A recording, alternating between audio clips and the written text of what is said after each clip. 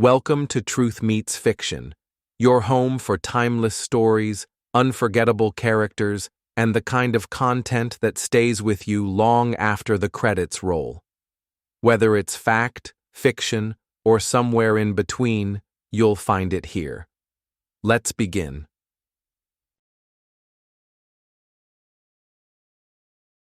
Chapter 10. Letter, Dr. Seward to Honourable Arthur Homewood. The 6th of September. My dear Art, my news today is not so good. Lucy this morning had gone back a bit. There is, however, one good thing which has arisen from it. Mrs. Westenra was naturally anxious concerning Lucy, and has consulted me professionally about her. I took advantage of the opportunity, and told her that my old master, Van Helsing, the great specialist, was coming to stay with me, and that I would put her in his charge conjointly with myself, so now we can come and go without alarming her unduly, for a shock to her would mean sudden death, and this, in Lucy's weak condition, might be disastrous to her.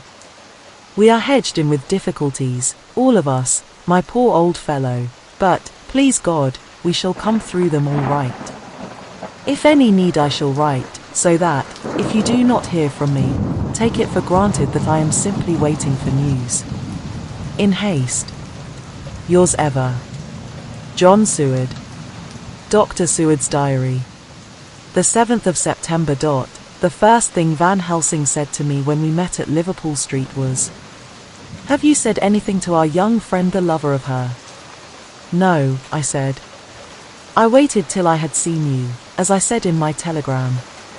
I wrote him a letter simply telling him that you were coming, as Miss Westenra was not so well, and that I should let him know if need be." "Right, my friend," he said, "quite right. Better he not know as yet, perhaps he shall never know. I pray so, but if it be needed, then he shall know all. And, my good friend John, let me caution you. You deal with the madman. All men are mad in some way or the other, and inasmuch as you deal discreetly with your madman, so deal with God's madman, too, the rest of the world. You tell not your madmen what you do nor why you do it, you tell them not what you think. So you shall keep knowledge in its place, where it may rest, where it may gather its kind around it and breed. You and I shall keep as yet what we know here, and here." He touched me on the heart and on the forehead, and then touched himself the same way.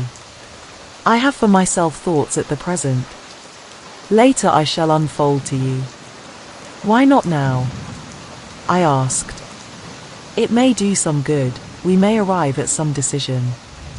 He stopped and looked at me, and said, "My friend John, when the corn is grown, even before it has ripened, while the milk of its mother earth is in him, and the sunshine has not yet begun to paint him with his gold, the husbandman he pull the ear and rub him between his rough hands, and blow away the green chaff, and say to you, 'Look, his good corn, he will make good crop when the time comes.'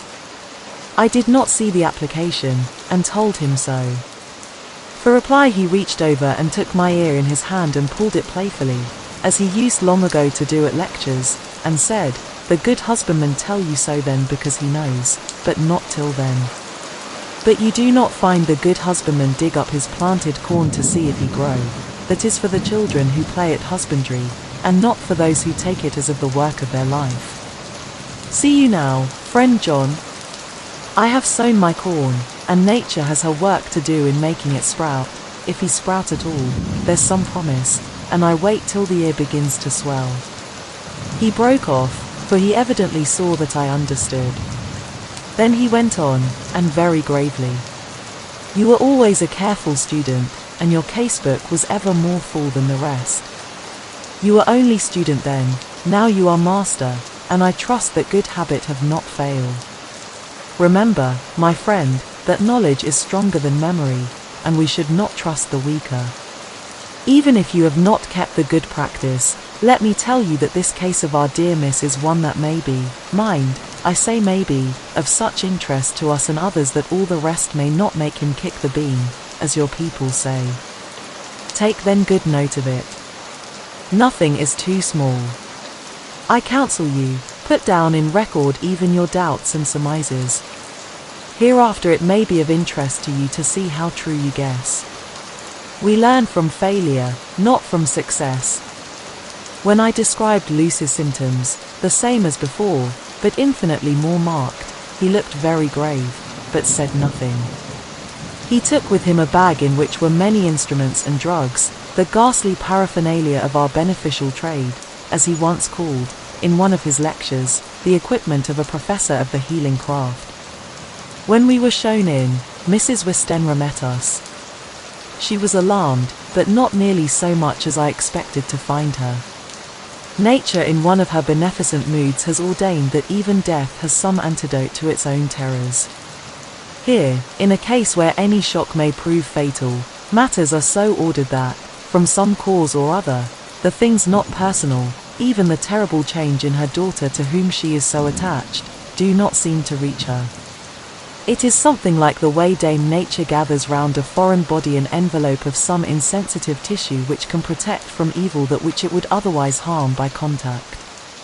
If this be an ordered selfishness, then we should pause before we condemn anyone for the vice of egoism, for there may be deeper root for its causes than we have knowledge of. I used my knowledge of this phase of spiritual pathology, and laid down a rule that she should not be present with Lucy or think of her illness more than was absolutely required. She assented readily, so readily that I saw again the hand of nature fighting for life. Van Helsing and I were shown up to Lucy's room. If I was shocked when I saw her yesterday, I was horrified when I saw her today. She was ghastly, chalkily pale, the red seemed to have gone even from her lips and gums, and the bones of her face stood out prominently. Her breathing was painful to see or hear. Van Helsing's face grew set as marble, and his eyebrows converged till they almost touched over his nose. Lucy lay motionless, and did not seem to have strength to speak, so for a while we were all silent. Then Van Helsing beckoned to me, and we went gently out of the room. The instant we had closed the door he stepped quickly along the passage to the next door, which was open. Then he pulled me quickly in with him and closed the door. "My God," he said, "this is dreadful. There is no time to be lost. She will die for sheer want of blood to keep the heart's action as it should be. There must be transfusion of blood at once. Is it you or me? I am younger and stronger, Professor. It must be me. Then get ready at once. I will bring up my bag. I am prepared." I went downstairs with him, and as we were going there was a knock at the hall door. When we reached the hall the maid had just opened the door, and Arthur was stepping quickly in. He rushed up to me, saying in an eager whisper, "Jack, I was so anxious. I read between the lines of your letter, and have been in an agony. The dad was better, so I ran down here to see for myself. Is not that gentleman Dr. Van Helsing? I am so thankful to you, sir, for coming." When first the professor's eye had lit upon him he had been angry at his interruption at such a time, but now, as he took in his stalwart proportions and recognized the strong young manhood which seemed to emanate from him, his eyes gleamed. Without a pause he said to him gravely as he held out his hand, "Sir, you have come in time. You are the lover of our dear miss. She is bad, very, very bad. Nay, my child, do not go like that." For he suddenly grew pale and sat down in a chair almost fainting. "You are to help her. You can do more than any that live, and your courage is your best help." "What can I do?" asked Arthur hoarsely. "Tell me, and I shall do it. My life is hers, and I would give the last drop of blood in my body for her." The professor has a strongly humorous side, and I could from old knowledge detect a trace of its origin in his answer. "My young sir, I do not ask so much as that, not the last. What shall I do?" There was fire in his eyes, and his open nostril quivered with intent. Van Helsing slapped him on the shoulder. "Come," he said. "You are a man, and it is a man we want. You are better than me, better than my friend John." Arthur looked bewildered, and the professor went on by explaining in a kindly way. Young miss is bad, very bad. She wants blood, and blood she must have or die. My friend John and I have consulted, and we are about to perform what we call transfusion of blood, to transfer from full veins of one to the empty veins which pine for him. John was to give his blood, as he is the more young and strong than me. Here Arthur took my hand and wrung it hard in silence. But, now you are here, you are more good than us, old or young, who toil much in the world of thought. Our nerves are not so calm and our blood not so bright than yours. Arthur turned to him and said, if you only knew how gladly I would die for her you would understand. He stopped, with a sort of choke in his voice. Good boy, said Van Helsing. In the not so far off you will be happy that you have done all for her you love. Come now and be silent. You shall kiss her once before it is done, but then you must go, and you must leave at my sign. Say no word to Madam, you know how it is with her. There must be no shock, any knowledge of this would be one. Come. We all went up to Lucy's room. Arthur by direction remained outside. Lucy turned her head and looked at us, but said nothing. She was not asleep, but she was simply too weak to make the effort. Her eyes spoke to us, that was all. Van Helsing took some things from his bag and laid them on a little table out of sight. Then he mixed a narcotic, and coming over to the bed, said cheerily, now, little miss, here is your medicine. Drink it off, like a good child. See, I lift you so that to swallow is easy. Yes. She had made the effort with success. It astonished me how long the drug took to act. This, in fact, marked the extent of her weakness. The time seemed endless until sleep began to flicker in her eyelids. At last, however, the narcotic began to manifest its potency, and she fell into a deep sleep. When the professor was satisfied he called Arthur into the room, and bade him strip off his coat. Then he added, you may take that one little kiss whiles I bring over the table. Friend John, help to me. So neither of us looked whilst he bent over her. Van Helsing turning to me, said, he is so young and strong and of blood so pure that we need not defibrillate it. Then with swiftness, but with absolute method, Van Helsing performed the operation. As the transfusion went on something like life seemed to come back to poor Lucy's cheeks, and through Arthur's growing pallor the joy of his face seemed absolutely to shine. After a bit I began to grow anxious, for the loss of blood was telling on Arthur, strong man as he was. It gave me an idea of what a terrible strain Lucy's system must have undergone, that what weakened Arthur only partially restored her. But the professor's face was set, and he stood watch in hand and with his eyes fixed now on the patient and now on Arthur. I could hear my own heartbeat. Presently he said in a soft voice, do not stir an instant. It is enough. You attend him, I will look to her. When all was over I could see how much Arthur was weakened. I dressed the wound and took his arm to bring him away, when Van Helsing spoke without turning round. The man seems to have eyes in the back of his head. The brave lover, I think, deserve another kiss, which he shall have presently. And as he had now finished his operation, he adjusted the pillow to the patient's head. As he did so the narrow black velvet band which she seems always to wear round her throat, buckled with an old diamond buckle which her lover had given her, was dragged a little up, and showed a red mark on her throat. Arthur did not notice it, but I could hear the deep hiss of indrawn breath which is one of Van Helsing's ways of betraying emotion. He said nothing at the moment, but turned to me, saying, now take down our brave young lover, give him of the port wine, and let him lie down a while. He must then go home and rest, sleep much and eat much, that he may be recruited of what he has so given to his love. He must not stay here. Hold. A moment. I may take it, sir, that you are anxious of result. Then bring it with you that in all ways the operation is successful. You have saved her life this time, and you can go home and rest easy in mind that all that can be is. I shall tell her all when she is well. She shall love you nonetheless for what you have done. Goodbye." When Arthur had gone, I went back to the room. Lucy was sleeping gently, but her breathing was stronger. I could see the counterpane move as her breast heaved. By the bedside sat Van Helsing, looking at her intently. The velvet band again covered the red mark. I asked the professor in a whisper, "What do you make of that mark on her throat? What do you make of it?" "I have not examined it yet," I answered, and then and there proceeded to loose the band. Just over the external jugular vein there were 2 punctures, not large, but not wholesome looking. There was no sign of disease, but the edges were white and worn looking, as if by some trituration.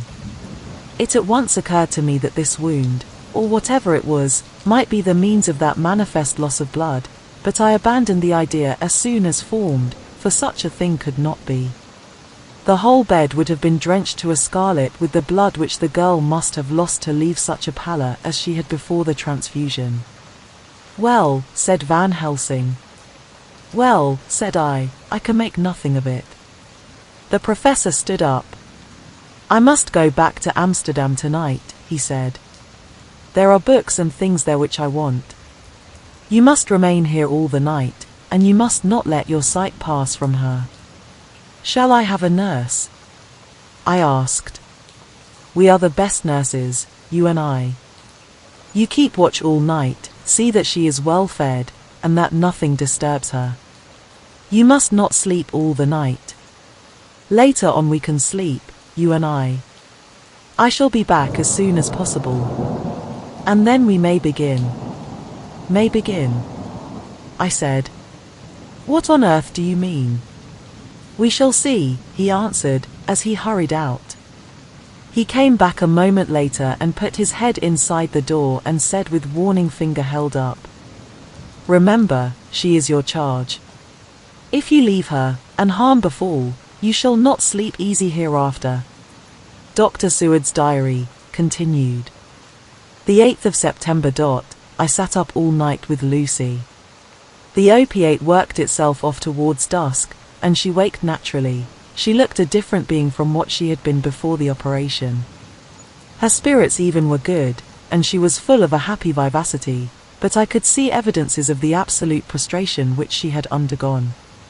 When I told Mrs. Westenra that Dr. Van Helsing had directed that I should sit up with her, she almost pooh-poohed the idea, pointing out her daughter's renewed strength and excellent spirits.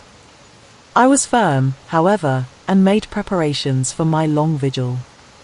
When her maid had prepared her for the night, I came in, having in the meantime had supper, and took a seat by the bedside. She did not in any way make objection, but looked at me gratefully whenever I caught her eye. After a long spell she seemed sinking off to sleep, but with an effort seemed to pull herself together and shook it off. This was repeated several times, with greater effort and with shorter pauses as the time moved on. It was apparent that she did not want to sleep, so I tackled the subject at once. "You do not want to go to sleep?" "No, I am afraid." "Afraid to go to sleep? Why so?" "It is the boon we all crave for." "Ah, not if you were like me, if sleep was to you a presage of horror." "A presage of horror? What on earth do you mean?" "I don't know, I don't know. And that is what is so terrible. All this weakness comes to me in sleep, until I dread the very thought. But, my dear girl, you may sleep tonight. I am here watching you, and I can promise that nothing will happen." "Ah, I can trust you." I seized the opportunity, and said, "I promise you that if I see any evidence of bad dreams I will wake you at once." "You will? Oh, will you really? How good you are to me. Then I will sleep." And almost at the word she gave a deep sigh of relief, and sank back, asleep. All night long I watched by her. She never stirred, but slept on and on in a deep, tranquil, life-giving, health-giving sleep. Her lips were slightly parted, and her breast rose and fell with the regularity of a pendulum. There was a smile on her face, and it was evident that no bad dreams had come to disturb her peace of mind. In the early morning her maid came, and I left her in her care and took myself back home, for I was anxious about many things. I sent a short wire to Van Helsing and to Arthur, telling them of the excellent result of the operation. My own work, with its manifold arrears, took me all day to clear off. It was dark when I was able to inquire about my zoophagus patient. The report was good. He had been quite quiet for the past day and night. A telegram came from Van Helsing at Amsterdam whilst I was at dinner, suggesting that I should be at Hillingham tonight, as it might be well to be at hand, and stating that he was leaving by the night mail and would join me early in the morning. The 9th of September. I was pretty tired and worn out when I got to Hillingham. For 2 nights I had hardly had a wink of sleep, and my brain was beginning to feel that numbness which marks cerebral exhaustion. Lucy was up and in cheerful spirits. When she shook hands with me she looked sharply in my face and said, "No sitting up tonight for you. You are worn out." "I am quite well again, indeed, I am, and if there is to be any sitting up, it is I who will sit up with you." I would not argue the point, but went and had my supper. Lucy came with me, and, enlivened by her charming presence, I made an excellent meal, and had a couple of glasses of the more than excellent port. Then Lucy took me upstairs, and showed me a room next her own, where a cosy fire was burning. "Now," she said, "you must stay here. I shall leave this door open and my door too. You can lie on the sofa, for I know that nothing would induce any of you doctors to go to bed whilst there is a patient above the horizon. If I want anything I shall call out, and you can come to me at once." I could not but acquiesce, for I was dog-tired, and could not have sat up had I tried. So, on her renewing her promise to call me if she should want anything, I lay on the sofa, and forgot all about everything. Lucy Westenra's diary. The 9th of September. I feel so happy tonight. I have been so miserably weak, that to be able to think and move about is like feeling sunshine after a long spell of east wind out of a still sky. Somehow Arthur feels very, very close to me. I seem to feel his presence warm about me. I suppose it is that sickness and weakness are selfish things and turn our inner eyes and sympathy on ourselves, whilst health and strength give love rein, and in thought and feeling he can wander where he wills. I know where my thoughts are. If Arthur only knew. My dear, your ears must tingle as you sleep, as mine do waking. Oh, the blissful rest of last night! How I slept, with that dear, good Dr. Seward watching me. And tonight I shall not fear to sleep, since he is close at hand and within call. Thank everybody for being so good to me. Thank God. Good night, Arthur. Dr. Seward's diary. The 10th of September. I was conscious of the professor's hand on my head, and started awake all in a second. That is one of the things that we learn in an asylum, at any rate. And how is our patient? Well, when I left her, or rather when she left me, I answered. Come, let us see, he said. And together we went into the room. The blind was down, and I went over to raise it gently, whilst Van Helsing stepped, with his soft, cat-like tread, over to the bed. As I raised the blind, and the morning sunlight flooded the room, I heard the professor's low hiss of inspiration, and knowing its rarity, a deadly fear shot through my heart. As I passed over he moved back, and his exclamation of horror, Gott in Himmel, needed no enforcement from his agonized face. He raised his hand and pointed to the bed, and his iron face was drawn an ashen white. I felt my knees begin to tremble. There on the bed, seemingly in a swoon, lay poor Lucy, more horribly white and wan looking than ever. Even the lips were white, and the gums seemed to have shrunken back from the teeth, as we sometimes see in a corpse after a prolonged illness. Van Helsing raised his foot to stamp in anger, but the instinct of his life and all the long years of habit stood to him, and he put it down again softly. Quick, he said. bring the brandy." I flew to the dining room and returned with the decanter. He wetted the poor white lips with it, and together we rubbed palm and wrist and heart. He felt her heart, and after a few moments of agonizing suspense said, "It is not too late. It beats, though but feebly. All our work is undone, we must begin again. There is no young Arthur here now, I have to call on you yourself this time, friend John." As he spoke, he was dipping into his bag and producing the instruments for transfusion. I had taken off my coat and rolled up my shirt sleeve. There was no possibility of an opiate just at present, and no need of one, and so, without a moment's delay, we began the operation. After a time, it did not seem a short time either, for the draining away of one's blood, no matter how willingly it be given, is a terrible feeling. Van Helsing held up a warning finger. "Do not stir," he said, "but I fear that with growing strength she may wake, and that would make danger, oh, so much danger. But I shall precaution take. I shall give hypodermic injection of morphia."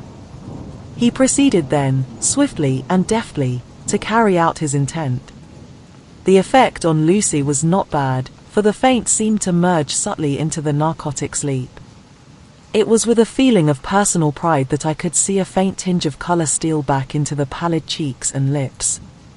No man knows, till he experiences it, what it is to feel his own lifeblood drawn away into the veins of the woman he loves.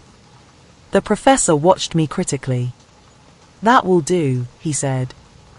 "Already?" I remonstrated. "You took a great deal more from art." To which he smiled a sad sort of smile as he replied, "He is her lover, her fiancé. You have work, much work, to do for her and for others, and the present will suffice." When we stopped the operation, he attended to Lucy, whilst I applied digital pressure to my own incision. I laid down, whilst I waited his leisure to attend to me, for I felt faint and a little sick. By and by he bound up my wound, and sent me downstairs to get a glass of wine for myself. As I was leaving the room, he came after me, and half whispered, "Mind, nothing must be said of this.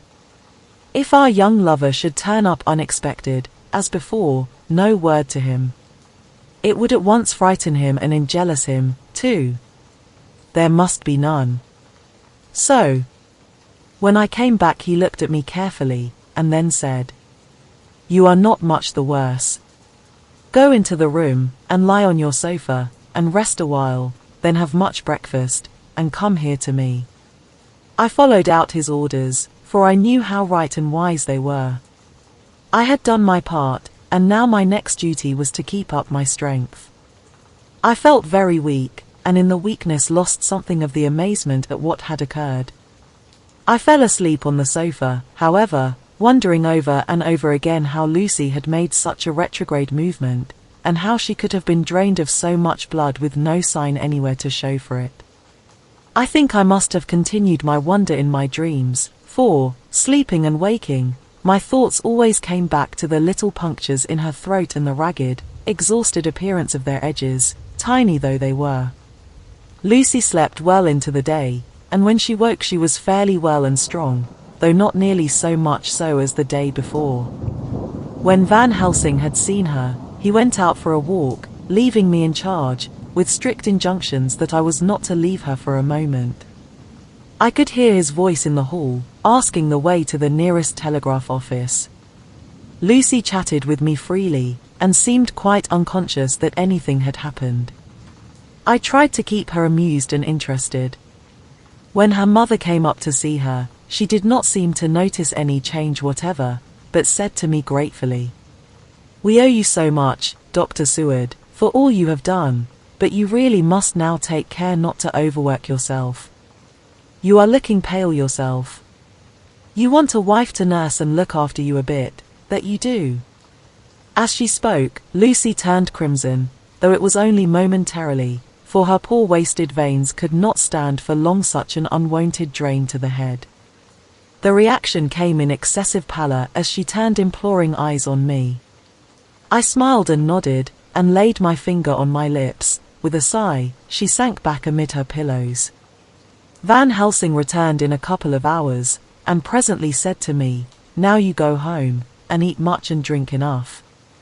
Make yourself strong. I stay here tonight, and I shall sit up with little miss myself. You and I must watch the case, and we must have none other to know. I have grave reasons." "No, do not ask them, think what you will. Do not fear to think even the most not probable. Good night." In the hall 2 of the maids came to me, and asked if they or either of them might not sit up with Miss Lucy. They implored me to let them, and when I said it was Dr. Van Helsing's wish that either he or I should sit up, they asked me quite piteously to intercede with the foreign gentleman. I was much touched by their kindness. Perhaps it is because I am weak at present, and perhaps because it was on Lucy's account, that their devotion was manifested, for over and over again have I seen similar instances of woman's kindness. I got back here in time for a late dinner, went my rounds, all well, and set this down whilst waiting for sleep. It is coming. The 11th of September. This afternoon I went over to Hillingham. Found Van Helsing in excellent spirits, and Lucy much better. Shortly after I had arrived, a big parcel from abroad came for the Professor. He opened it with much impressment, assumed, of course, and showed a great bundle of white flowers. "These are for you, Miss Lucy," he said. "For me? Oh, Dr. Van Helsing." "Yes, my dear, but not for you to play with. These are medicines." Here Lucy made a wry face. "Nay, but they are not to take in a decoction or in nauseous form, so you need not snub that so charming nose, or I shall point out to my friend Arthur what woes he may have to endure in seeing so much beauty that he so loves so much distort. Aha, my pretty miss, that bring the so nice nose all straight again. This is medicinal, but you do not know how. I put him in your window, I make pretty wreath, and hang him round your neck, so that you sleep well. Oh yes.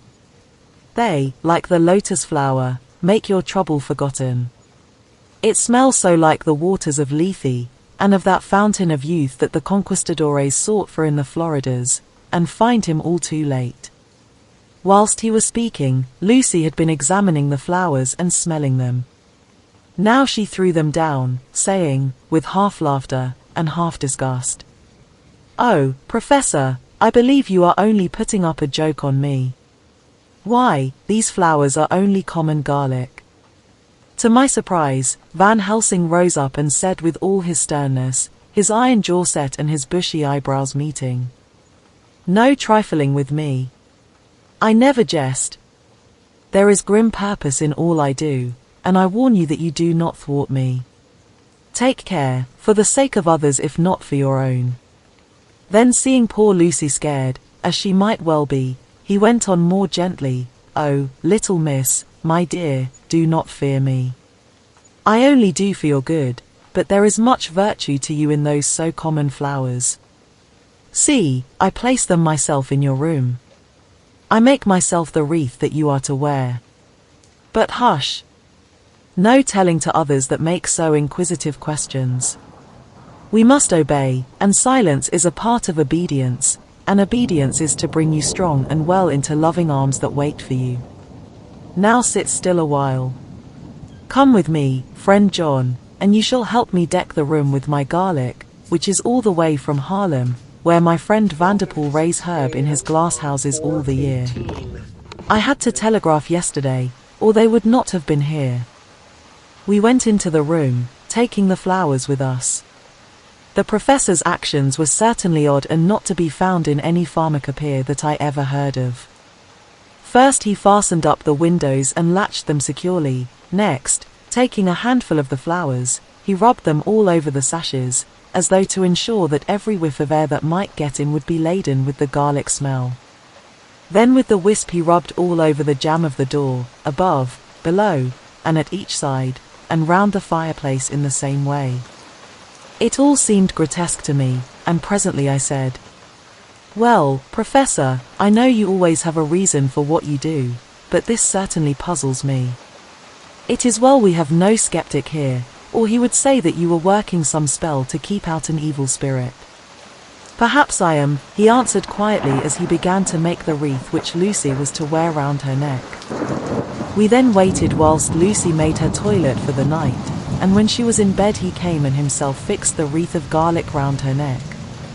The last words he said to her were, "Take care you do not disturb it, and even if the room feel close, do not tonight open the window or the door." "I promise," said Lucy, "and thank you both 1,000 times for all your kindness to me. Oh, what have I done to be blessed with such friends?"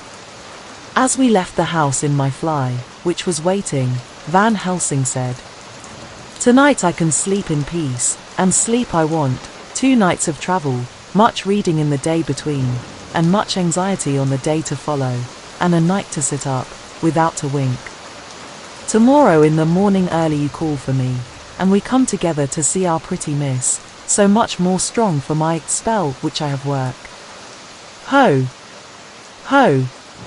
He seemed so confident that I, remembering my own confidence 2 nights before and with the baneful result, felt awe and vague terror. It must have been my weakness that made me hesitate to tell it to my friend, but I felt it all the more, like unshed tears. Chapter 11. Lucy Westenra's Diary. The 12th of September. How good they all are to me. I quite love that dear Dr. Van Helsing. I wonder why he was so anxious about these flowers. He positively frightened me, he was so fierce. And yet he must have been right, for I feel comfort from them already. Somehow, I do not dread being alone tonight, and I can go to sleep without fear. I shall not mind any flapping outside the window. Oh, the terrible struggle that I have had against sleep so often of late, the pain of the sleeplessness, or the pain of the fear of sleep, with such unknown horrors as it has for me. How blessed are some people, whose lives have no fears, no dreads, to whom sleep is a blessing that comes nightly, and brings nothing but sweet dreams. Well, here I am tonight, hoping for sleep, and lying like Ophelia in the play, with virgin krantz and maid instruments. I never liked garlic before, but tonight it is delightful. There is peace in its smell, I feel sleep coming already. Good night, everybody. Dr. Seward's Diary. The 13th of September. Called at the Berkeley and found Van Helsing, as usual, up to time. The carriage ordered from the hotel was waiting. The professor took his bag, which he always brings with him now. Let all be put down exactly. Van Helsing and I arrived at Hillingham at 8 o'clock. It was a lovely morning, the bright sunshine and all the fresh feeling of early autumn seemed like the completion of nature's annual work. The leaves were turning to all kinds of beautiful colors, but had not yet begun to drop from the trees. When we entered we met Mrs. Westenra coming out of the morning room. She is always an early riser. She greeted us warmly and said, "You will be glad to know that Lucy is better. The dear child is still asleep." I looked into her room and saw her, but did not go in, lest I should disturb her. The professor smiled, and looked quite jubilant. He rubbed his hands together, and said, "Aha! I thought I had diagnosed the case. My treatment is working," to which she answered, "You must not take all the credit to yourself, doctor. Lucy's state this morning is due in part to me." "How you do mean?" asked the professor. "Well, I was anxious about the dear child in the night, and went into her room. She was sleeping soundly, so soundly that even my coming did not wake her. But the room was awfully stuffy. There were a lot of those horrible, strong-smelling flowers about everywhere, and she had actually a bunch of them round her neck. I feared that the heavy odor would be too much for the dear child in her weak state, so I took them all away and opened a bit of the window to let in a little fresh air. You will be pleased with her, I am sure." She moved off into her boudoir, where she usually breakfasted early. As she had spoken, I watched the professor's face, and saw it turn ashen grey. He had been able to retain his self-command whilst the poor lady was present, for he knew her state and how mischievous a shock would be. He actually smiled on her as he held open the door for her to pass into her room. But the instant she had disappeared, he pulled me, suddenly and forcibly, into the dining room and closed the door. Then, for the first time in my life, I saw Van Helsing break down. He raised his hands over his head in a sort of mute despair, and then beat his palms together in a helpless way. Finally he sat down on a chair, and putting his hands before his face, began to sob, with loud, dry sobs that seemed to come from the very racking of his heart. Then he raised his arms again, as though appealing to the whole universe. "God! God! God!" he said. "What have we done, what has this poor thing done, that we are so sore beset? Is there fate amongst us still, sent down from the pagan world of old, that such things must be, and in such way? This poor mother, all unknowing, and all for the best does she think, does such thing as lose her daughter body and soul, and we must not tell her, we must not even warn her, or she die, and then both die. Oh, how we are beset! How are all the powers of the devils against us?" Suddenly he jumped to his feet. "Come," he said, "come, we must see and act. Devils or no devils, or all the devils at once, it matters not, we fight him all the same." He went to the hall door for his bag, and together we went up to Lucy's room. Once again I drew up the blind, whilst Van Helsing went towards the bed.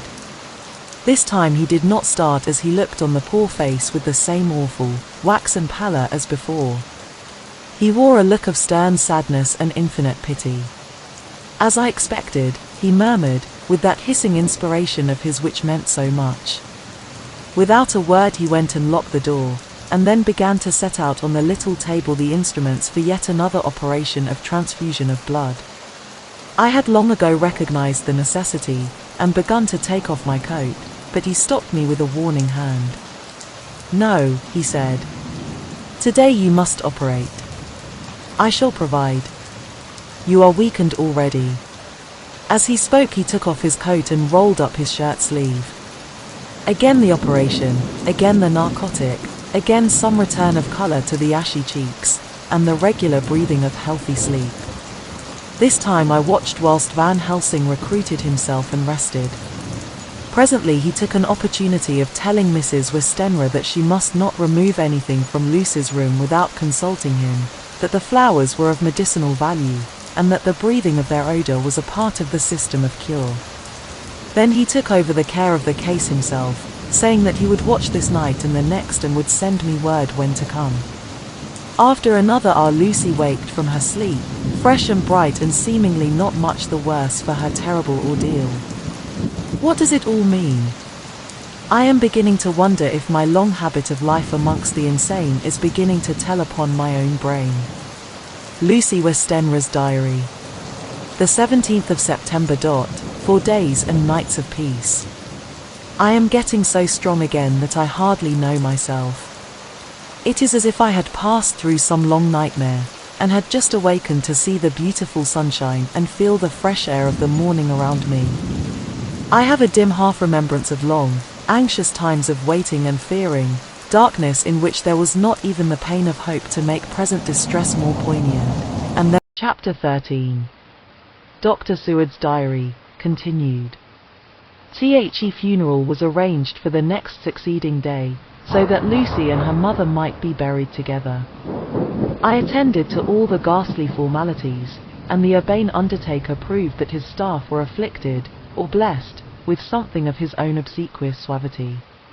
Even the woman who performed the last offices for the dead remarked to me, in a confidential, rather professional way, when she had come out from the death chamber, "She makes a very beautiful corpse, sir. It's quite a privilege to attend on her. It's not too much to say that she will do credit to our establishment." I noticed that Van Helsing never kept far away. This was possible from the disordered state of things in the household. There were no relatives at hand, and as Arthur had to be back the next day to attend at his father's funeral, we were unable to notify anyone who should have been bidden. Under the circumstances, Van Helsing and I took it upon ourselves to examine papers, etc. He insisted upon looking over Lucy's papers himself. I asked him why, for I feared that he, being a foreigner, might not be quite aware of English legal requirements, and so might in ignorance make some unnecessary trouble. He answered me, I know. You forget that I am a lawyer as well as a doctor. But this is not altogether for the law. You knew that, when you avoided the coroner. I have more than him to avoid. There may be papers more, such as this. As he spoke, he took from his pocketbook the memorandum which had been in Lucy's breast, and which she had torn in her sleep. When you find anything of the solicitor who is for the late Mrs. Westenra, seal all her papers, and write him tonight. For me, I watch here in the room and in Miss Lucy's old room all night, and I myself search for what may be. It is not well that her very thoughts go into the hands of strangers. I went on with my part of the work, and in another half hour had found the name and address of Mrs. Westenra's solicitor and had written to him. All the poor lady's papers were in order, explicit directions regarding the place of burial were given. I had hardly sealed the letter, when, to my surprise, Van Helsing walked into the room, saying, Can I help you, friend John? I am free, and if I may, my service is to you. Have you got what you looked for? I asked, to which he replied, I did not look for any specific thing. I only hoped to find, and find I have, all that there was, only some letters and a few memoranda, and a diary new begun. But I have them here, and we shall for the present say nothing of them. I shall see that poor lad tomorrow evening, and, with his sanction, I shall use some.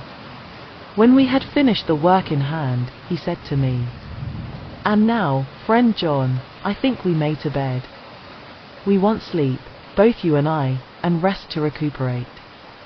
Tomorrow we shall have much to do, but for the tonight there is no need of us. Alas! Before turning in we went to look at poor Lucy. The undertaker had certainly done his work well, for the room was turned into a small chapel ardente. There was a wilderness of beautiful white flowers, and death was made as little repulsive as might be. The end of the winding sheet was laid over the face. When the professor bent over and turned it gently back, we both started at the beauty before us, the tall wax candles showing a sufficient light to note it well. All Lucy's loveliness had come back to her in death, and the hours that had passed, instead of leaving traces of decays effacing fingers, had but restored the beauty of life, till positively I could not believe my eyes that I was looking at a corpse. The professor looked sternly grave. He had not loved her as I had, and there was no need for tears in his eyes. He said to me, Remain till I return, and left the room. He came back with a handful of wild garlic from the box waiting in the hall, but which had not been opened, and placed the flowers amongst the others on and around the bed. Then he took from his neck, inside his collar, a little gold crucifix, and placed it over the mouth. He restored the sheet to its place, and we came away. I was undressing in my own room, when, with a premonitory tap at the door, he entered, and at once began to speak. Tomorrow I want you to bring me, before night, a set of post-mortem knives. Must we make an autopsy? I asked. Yes and no. I want to operate, but not as you think. Let me tell you now, but not a word to another. I want to cut off her head and take out her heart. Ah! You a surgeon, and so shocked. You, whom I have seen with no tremble of hand or heart, do operations of life and death that make the rest shudder. Oh, but I must not forget, my dear friend John, that you loved her, and I have not forgotten it, for it is I that shall operate, and you must only help. I would like to do it tonight, but for Arthur I must not. He will be free after his father's funeral tomorrow, and he will want to see her, to see it. Then, when she is coffined ready for the next day, you and I shall come when all sleep.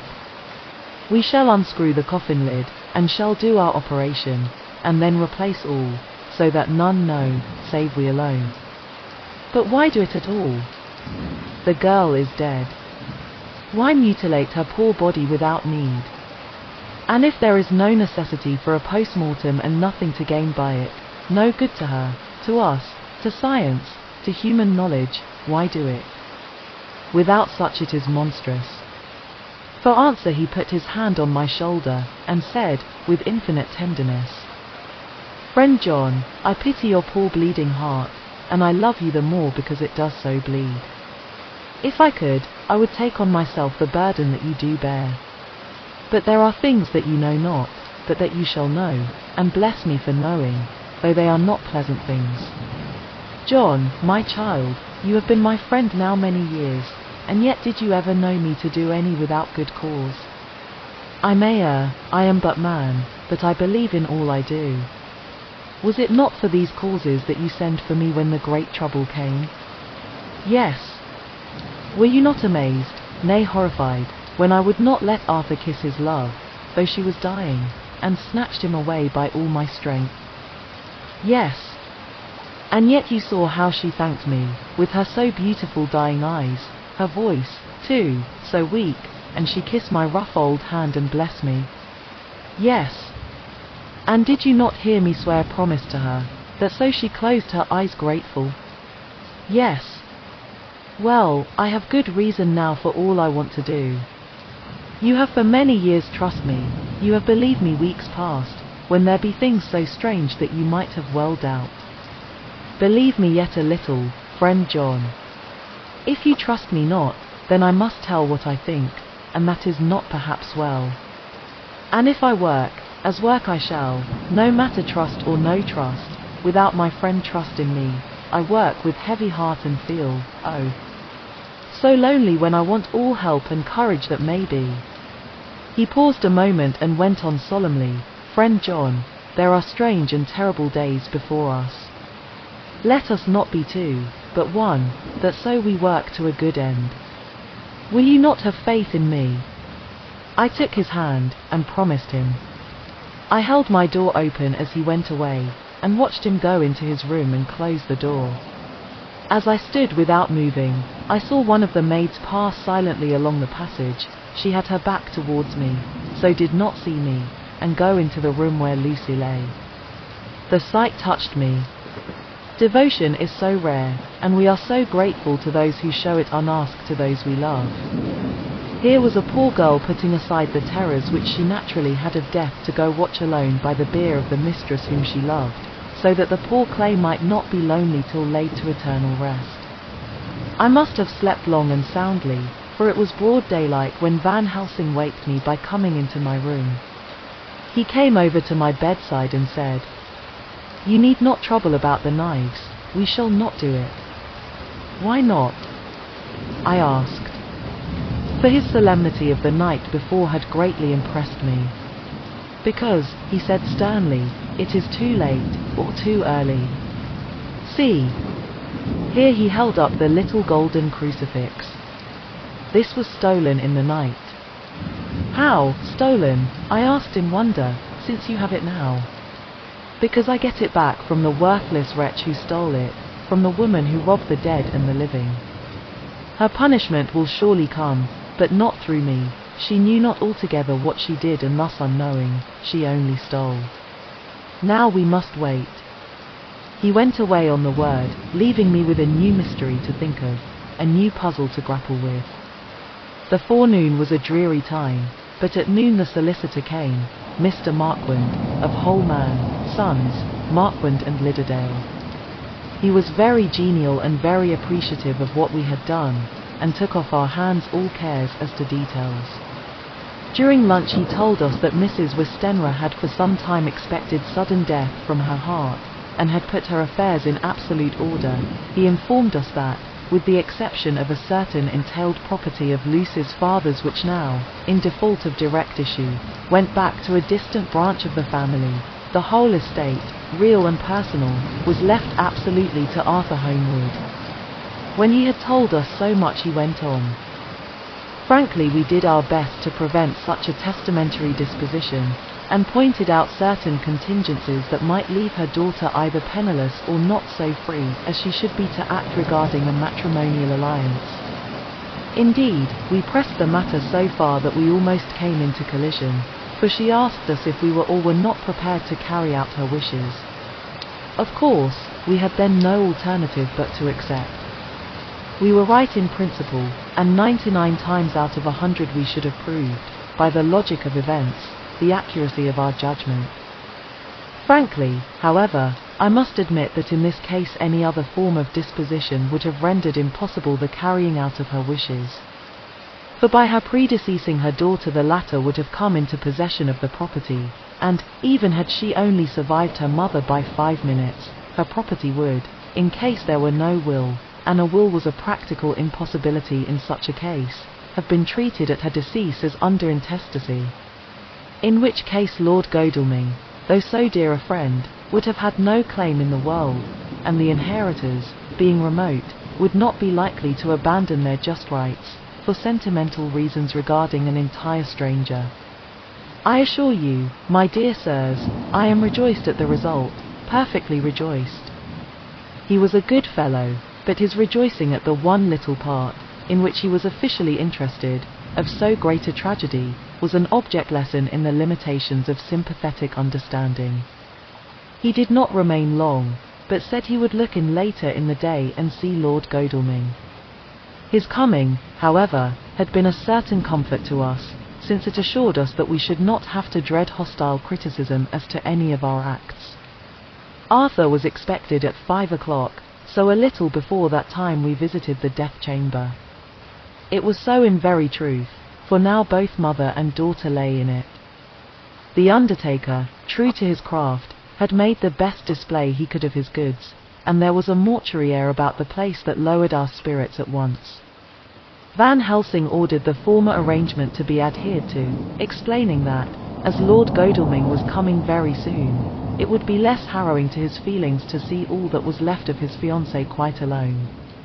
The undertaker seemed shocked at his own stupidity and exerted himself to restore things to the condition in which we left them the night before, so that when Arthur came such shocks to his feelings as we could avoid were saved. Poor fellow! He looked desperately sad and broken, even his stalwart manhood seemed to have shrunk somewhat under the strain of his much-tried emotions. He had, I knew, been very genuinely and devotedly attached to his father, and to lose him, and at such a time, was a bitter blow to him. With me he was warm as ever, and to Van Helsing he was sweetly courteous, but I could not help seeing that there was some constraint with him. The professor noticed it, too, and motioned me to bring him upstairs. I did so, and left him at the door of the room, as I felt he would like to be quite alone with her, but he took my arm and led me in, saying huskily, "You loved her too, old fellow. She told me all about it, and there was no friend had a closer place in her heart than you. I don't know how to thank you for all you have done for her. I can't think yet." Here he suddenly broke down, and threw his arms round my shoulders and laid his head on my breast, crying, "Oh, Jack! Jack! What shall I do? The whole of life seems gone from me all at once, and there is nothing in the wide world for me to live for." I comforted him as well as I could. In such cases men do not need much expression. A grip of the hand, the tightening of an arm over the shoulder, a sob in unison, are expressions of sympathy dear to a man's heart. I stood still and silent till his sobs died away, and then I said softly to him, "Come and look at her." Together we moved over to the bed, and I lifted the lawn from her face. God! How beautiful she was! Every hour seemed to be enhancing her loveliness. It frightened and amazed me somewhat, and as for Arthur, he fell a trembling, and finally was shaken with doubt as with an ague. At last, after a long pause, he said to me in a faint whisper, "Jack, is she really dead?" I assured him sadly that it was so, and went on to suggest, for I felt that such a horrible doubt should not have life for a moment longer than I could help, that it often happened that after death faces became softened and even resolved into their youthful beauty, that this was especially so when death had been preceded by any acute or prolonged suffering. It seemed to quite do away with any doubt, and, after kneeling beside the couch for a while and looking at her lovingly and long, he turned aside. I told him that that must be goodbye, as the coffin had to be prepared, so he went back and took her dead hand in his and kissed it, and bent over and kissed her forehead. He came away, fondly looking back over his shoulder at her as he came. I left him in the drawing room, and told Van Helsing that he had said goodbye, so the latter went to the kitchen to tell the undertaker's men to proceed with the preparations and to screw up the coffin. When he came out of the room again, I told him of Arthur's question, and he replied, "I am not surprised. Just now I doubted for a moment myself. We all dined together, and I could see that poor Art was trying to make the best of things."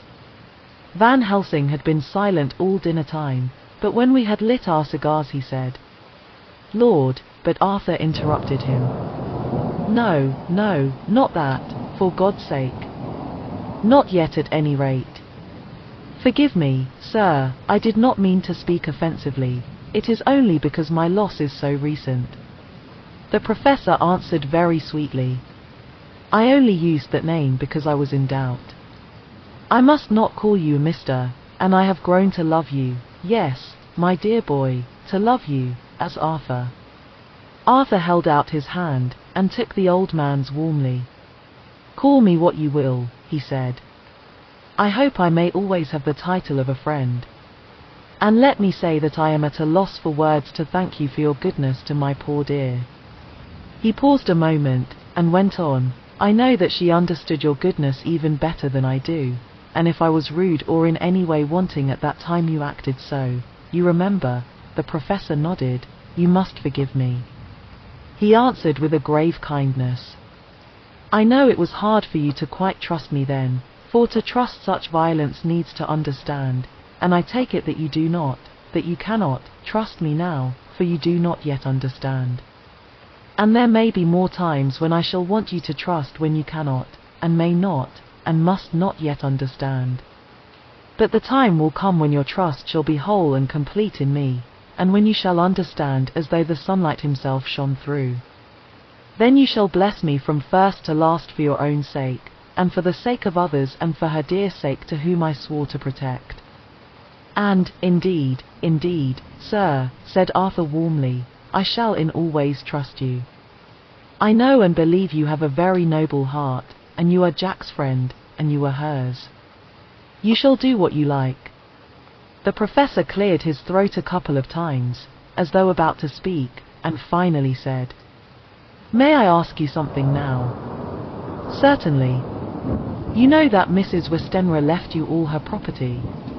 "No, poor dear, I never thought of it." "And as it is all yours, you have a right to deal with it as you will. I want you to give me permission to read all Miss Lucy's papers and letters. Believe me, it is no idle curiosity. I have a motive of which, be sure, she would have approved. I have them all here.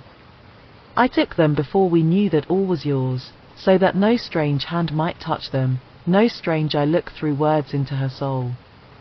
I shall keep them, if I may, even you may not see them yet, but I shall keep them safe. No word shall be lost, and in the good time I shall give them back to you. It's a hard thing I ask, but you will do it, will you not, for Lucy's sake?" Arthur spoke out heartily, like his old self. "Dr. Van Helsing, you may do what you will. I feel that in saying this I am doing what my dear one would have approved.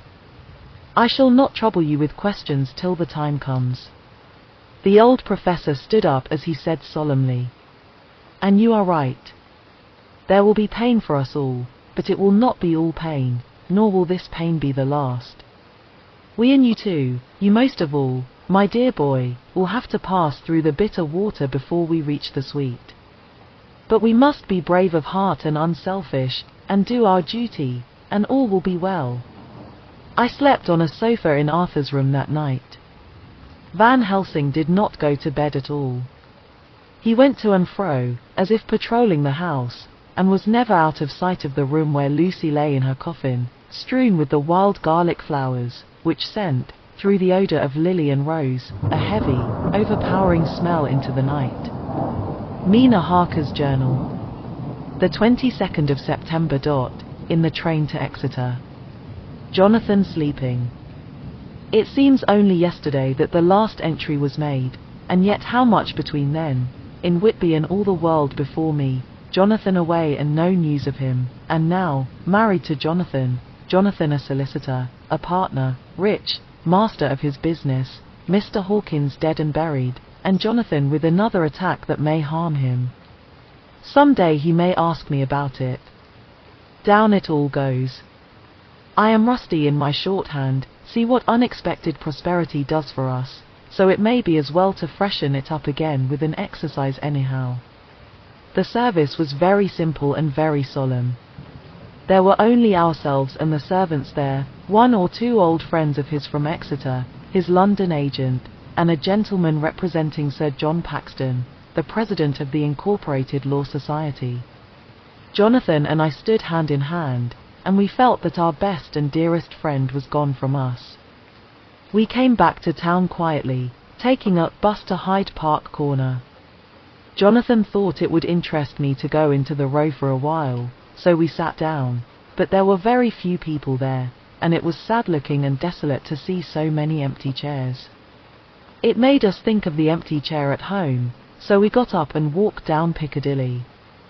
Jonathan was holding me by the arm, the way he used to in old days before I went to school. I felt it very improper, for you can't go on for some years teaching etiquette and decorum to other girls without the pedantry of it biting into yourself a bit, but it was Jonathan, and he was my husband, and we didn't know anybody who saw us, and we didn't care if they did, so on we walked.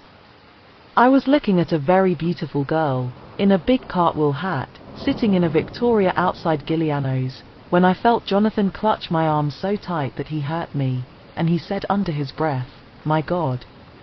I am always anxious about Jonathan, for I fear that some nervous fit may upset him again, so I turned to him quickly, and asked him what it was that disturbed him.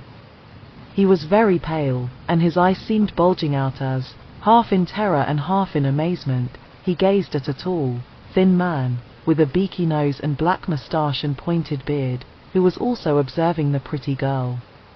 He was looking at her so hard that he did not see either of us, and so I had a good view of him. His face was not a good face, it was hard, and cruel, and sensual, and his big white teeth, that looked all the whiter because his lips were so red, were pointed like an animal's. Jonathan kept staring at him, till I was afraid he would notice. I feared he might take it ill, he looked so fierce and nasty. I asked Jonathan why he was disturbed, and he answered, evidently thinking that I knew as much about it as he did, "Do you see who it is?" "No, dear," I said, "I don't know him. Who is it?" His answer seemed to shock and thrill me, for it was said as if he did not know that it was to me, Mina, to whom he was speaking. "It is the man himself." The poor dear was evidently terrified at something, very greatly terrified. I do believe that if he had not had me to lean on and to support him he would have sunk down. He kept staring. A man came out of the shop with a small parcel, and gave it to the lady, who then drove off. The dark man kept his eyes fixed on her, and when the carriage moved up Piccadilly he followed in the same direction, and hailed a hansom. Jonathan kept looking after him, and said, as if to himself, "I believe it is the Count, but he has grown young. My God, if this be so! Oh, my God! My God! If I only knew! If I only knew!"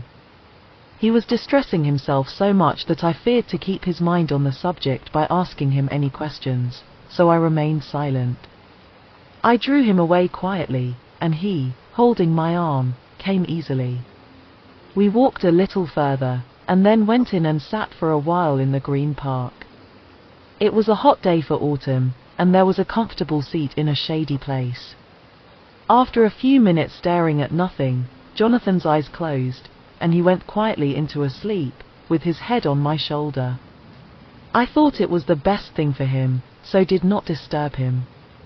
In about 20 minutes he woke up, and said to me quite cheerfully, "Why, Mina, have I been asleep? Oh, do forgive me for being so rude. Come, and we'll have a cup of tea somewhere." He had evidently forgotten all about the dark stranger, as in his illness he had forgotten all that this episode had reminded him of. I don't like this lapsing into forgetfulness. It may make or continue some injury to the brain. I must not ask him, for fear I shall do more harm than good, but I must somehow learn the facts of his journey abroad. The time is come, I fear, when I must open that parcel, and know what is written. Oh, Jonathan, you will, I know, forgive me if I do wrong, but it is for your own dear sake. Later. A sad homecoming in every way, the house empty of the dear soul who was so good to us, Jonathan still pale and dizzy under a slight relapse of his malady, and now a telegram from Van Helsing, whoever he may be. You will be grieved to hear that Mrs. Westenra died 5 days ago, and that Lucy died the day before yesterday. They were both buried today. Oh, what a wealth of sorrow in a few words. Poor Mrs. Westenra. Poor Lucy. Gone, gone, never to return to us. And poor Arthur, to have lost such sweetness out of his life. God help us all to bear our troubles. Dr. Seward's Diary. The 22nd of September. It is all over. Arthur has gone back to Ring, and has taken Quincy Morris with him. What a fine fellow is Quincy! I believe in my heart of hearts that he suffered as much about Lucy's death as any of us, but he bore himself through it like a moral Viking. If America can go on breeding men like that, she will be a power in the world indeed. Van Helsing is lying down, having a rest preparatory to his journey. He goes over to Amsterdam tonight, but says he returns tomorrow night, that he only wants to make some arrangements which can only be made personally. He is to stop with me then, if he can. He says he has work to do in London which may take him some time. Poor old fellow. I fear that the strain of the past week has broken down even his iron strength. All the time of the burial he was, I could see, putting some terrible restraint on himself. When it was all over, we were standing beside Arthur, who, poor fellow, was speaking of his part in the operation where his blood had been transfused to his Lucy's veins. I could see Van Helsing's face grow white and purple by turns. Arthur was saying that he felt since then as if they two had been really married and that she was his wife in the sight of God. None of us said a word of the other operations, and none of us ever shall. Arthur and Quincy went away together to the station, and Van Helsing and I came on here. The moment we were alone in the carriage he gave way to a regular fit of hysterics. He has denied to me since that it was hysterics, and insisted that it was only his sense of humour asserting itself under very terrible conditions. He laughed till he cried, and I had to draw down the blinds lest anyone should see us and misjudge, and then he cried, till he laughed again, and laughed and cried together, just as a woman does. I tried to be stern with him, as one is to a woman under the circumstances, but it had no effect. Men and women are so different in manifestations of nervous strength or weakness. Then when his face grew grave and stern again I asked him why his mirth, and why at such a time. His reply was in a way characteristic of him, for it was logical and forceful and mysterious. He said, "Ah, you don't comprehend, friend John. Do not think that I am not sad, though I laugh. See, I have cried even when the laugh did choke me. But no more think that I am all sorry when I cry, for the laugh he come just the same. Keep it always with you that laughter who knock at your door and say, 'May I come in?' is not the true laughter. No. He is a king, and he come when and how he like. He ask no person, he choose no time of suitability. He say, 'I am here.'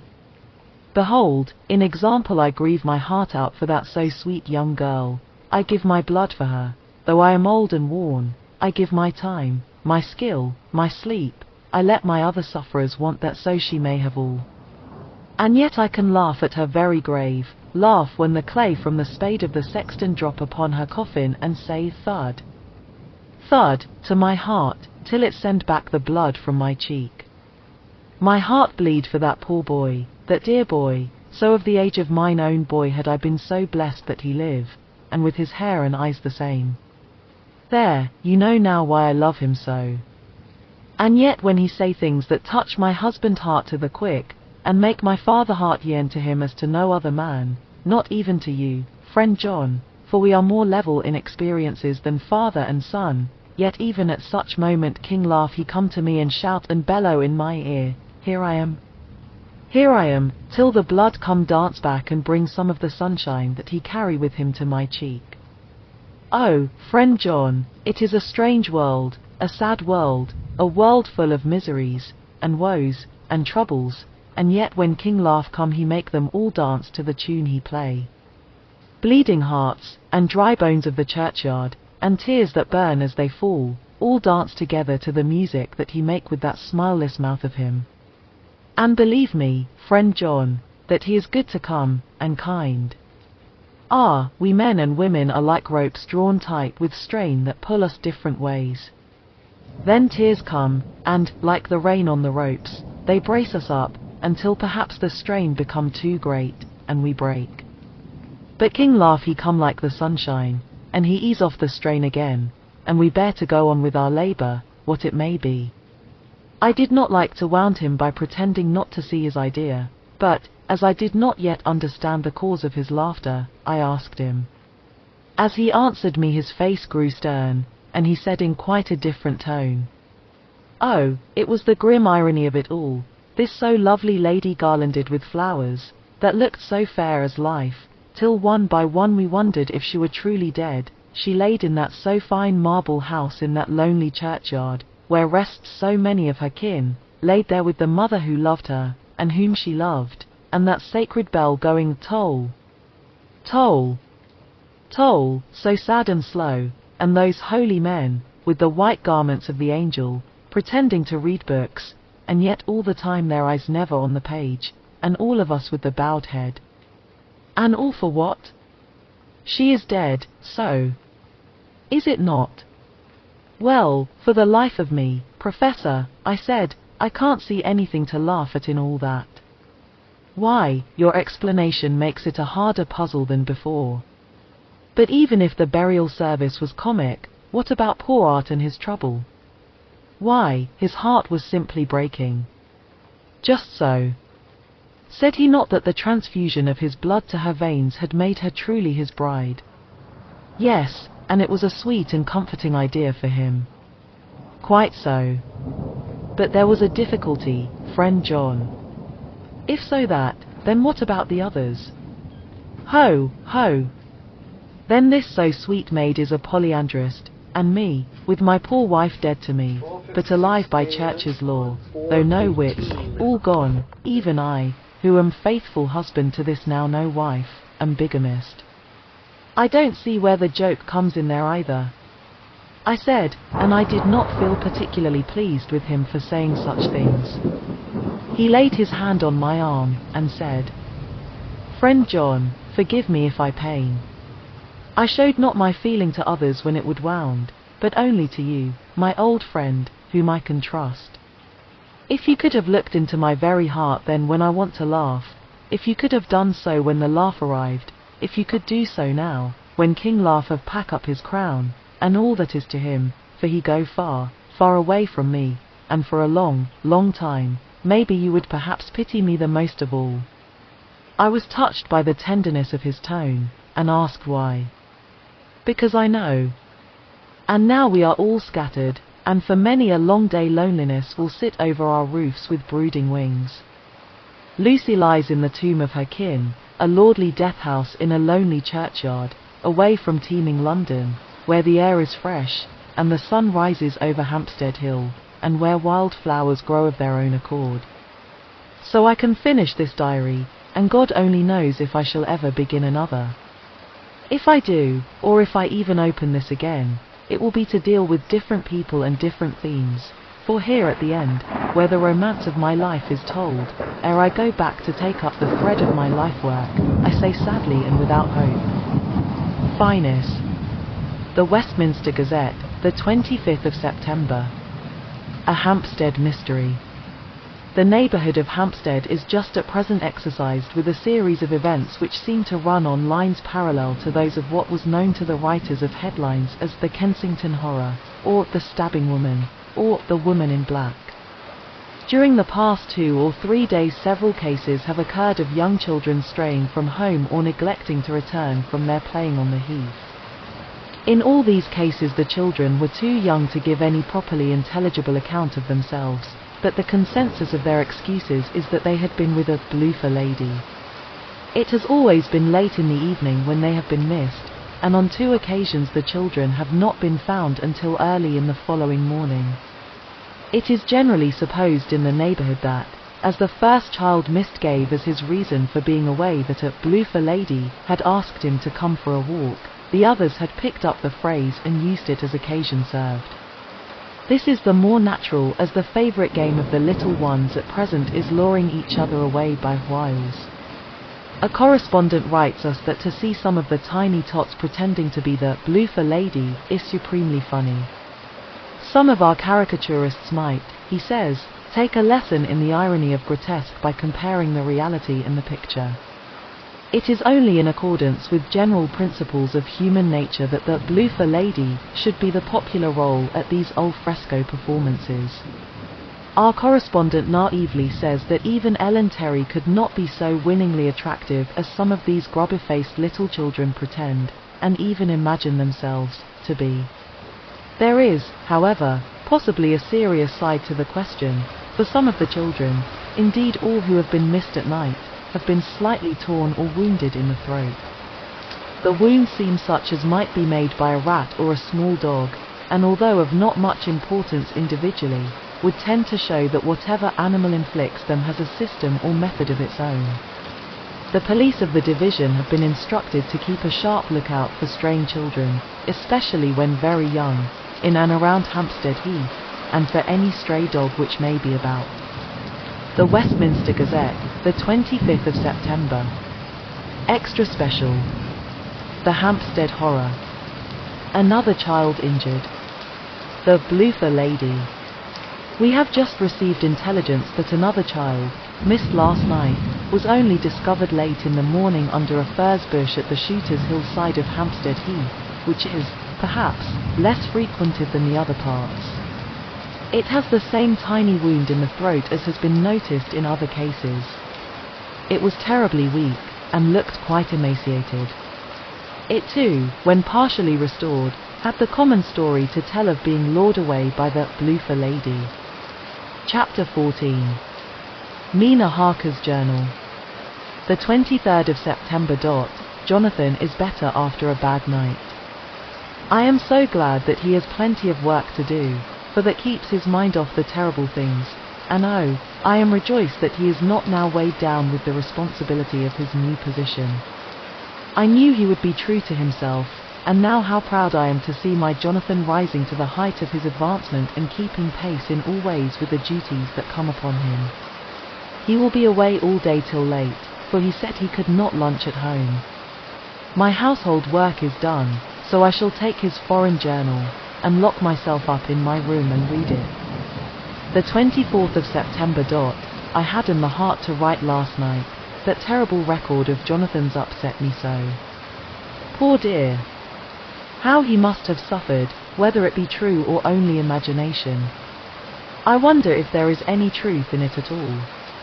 Did he get his brain fever, and then write all those terrible things, or had he some cause for it all? I suppose I shall never know, for I dare not open the subject to him. And yet that man we saw yesterday. He seemed quite certain of him. Poor fellow. I suppose it was the funeral upset him and sent his mind back on some train of thought. He believes it all himself. I remember how on our wedding day he said, unless some solemn duty come upon me to go back to the bitter hours, asleep or awake, mad or sane. There seems to be through it all some thread of continuity. That fearful Count was coming to London. If it should be, and he came to London, with his teeming millions. There may be a solemn duty, and if it come we must not shrink from it. I shall be prepared. I shall get my typewriter this very hour and begin transcribing. Then we shall be ready for other eyes if required. And if it be wanted, then, perhaps, if I am ready, poor Jonathan may not be upset, for I can speak for him and never let him be troubled or worried with it at all. If ever Jonathan quite gets over the nervousness, he may want to tell me of it all, and I can ask him questions and find out things, and see how I may comfort him. Letter, Van Helsing to Mrs. Harker. The 24th of September. Confidence. Dear Madam, I pray you to pardon my writing, in that I am so far friend as that I sent to you sad news of Miss Lucy Westenra's death. By the kindness of Lord Godalming, I am empowered to read her letters and papers, for I am deeply concerned about certain matters vitally important. In them I find some letters from you, which show how great friends you were and how you love her. Oh, Madam Mina, by that love, I implore you, help me. It is for others' good that I ask, to redress great wrong, and to lift much and terrible troubles, that may be more great than you can know. May it be that I see you? You can trust me.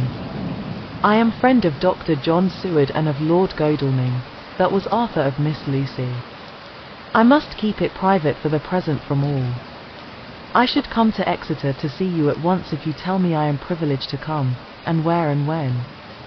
I implore your pardon, Madam.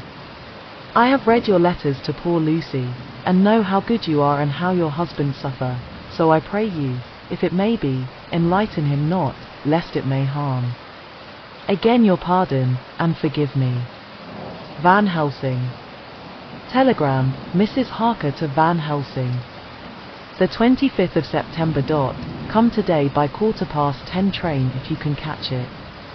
Can see you any time you call. Wilhelmina Harker. Mina Harker's Journal.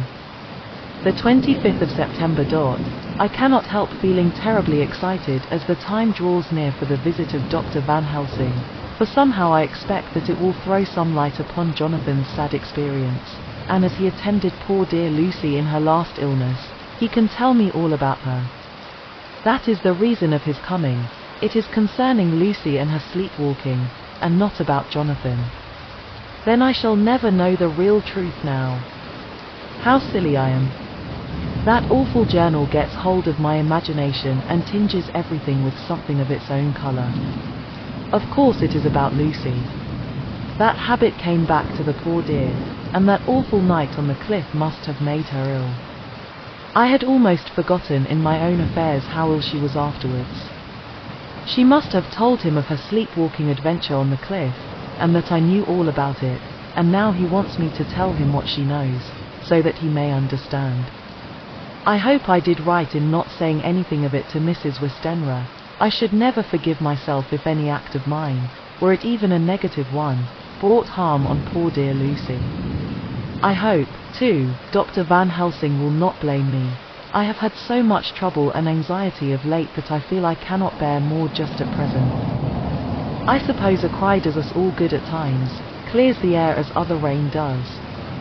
Perhaps it was reading the journal yesterday that upset me, and then Jonathan went away this morning to stay away from me a whole day and night, the first time we have been parted since our marriage. I do hope the dear fellow will take care of himself, and that nothing will occur to upset him. It is 2 o'clock, and the doctor will be here soon now. I shall say nothing of Jonathan's journal unless he asks me. I am so glad I have typewritten out my own journal, so that, in case he asks about Lucy, I can hand it to him. It will save much questioning. Later. He has come and gone. Oh, what a strange meeting, and how it all makes my head whirl round. I feel like one in a dream. Can it be all possible, or even a part of it? If I had not read Jonathan's journal first, I should never have accepted even a possibility. Poor, dear Jonathan. How he must have suffered. Please the good God, all this may not upset him again. I shall try to save him from it, but it may be even a consolation and a help to him, terrible though it be and awful in its consequences, to know for certain that his eyes and ears and brain did not deceive him, and that it is all true. It may be that it is the doubt which haunts him, that when the doubt is removed, no matter which, waking or dreaming, may prove the truth, he will be more satisfied and better able to bear the shock. Dr. Van Helsing must be a good man as well as a clever one if he is Arthur's friend and Dr. Seward's, and if they brought him all the way from Holland to look after Lucy. I feel from having seen him that he is good and kind and of a noble nature.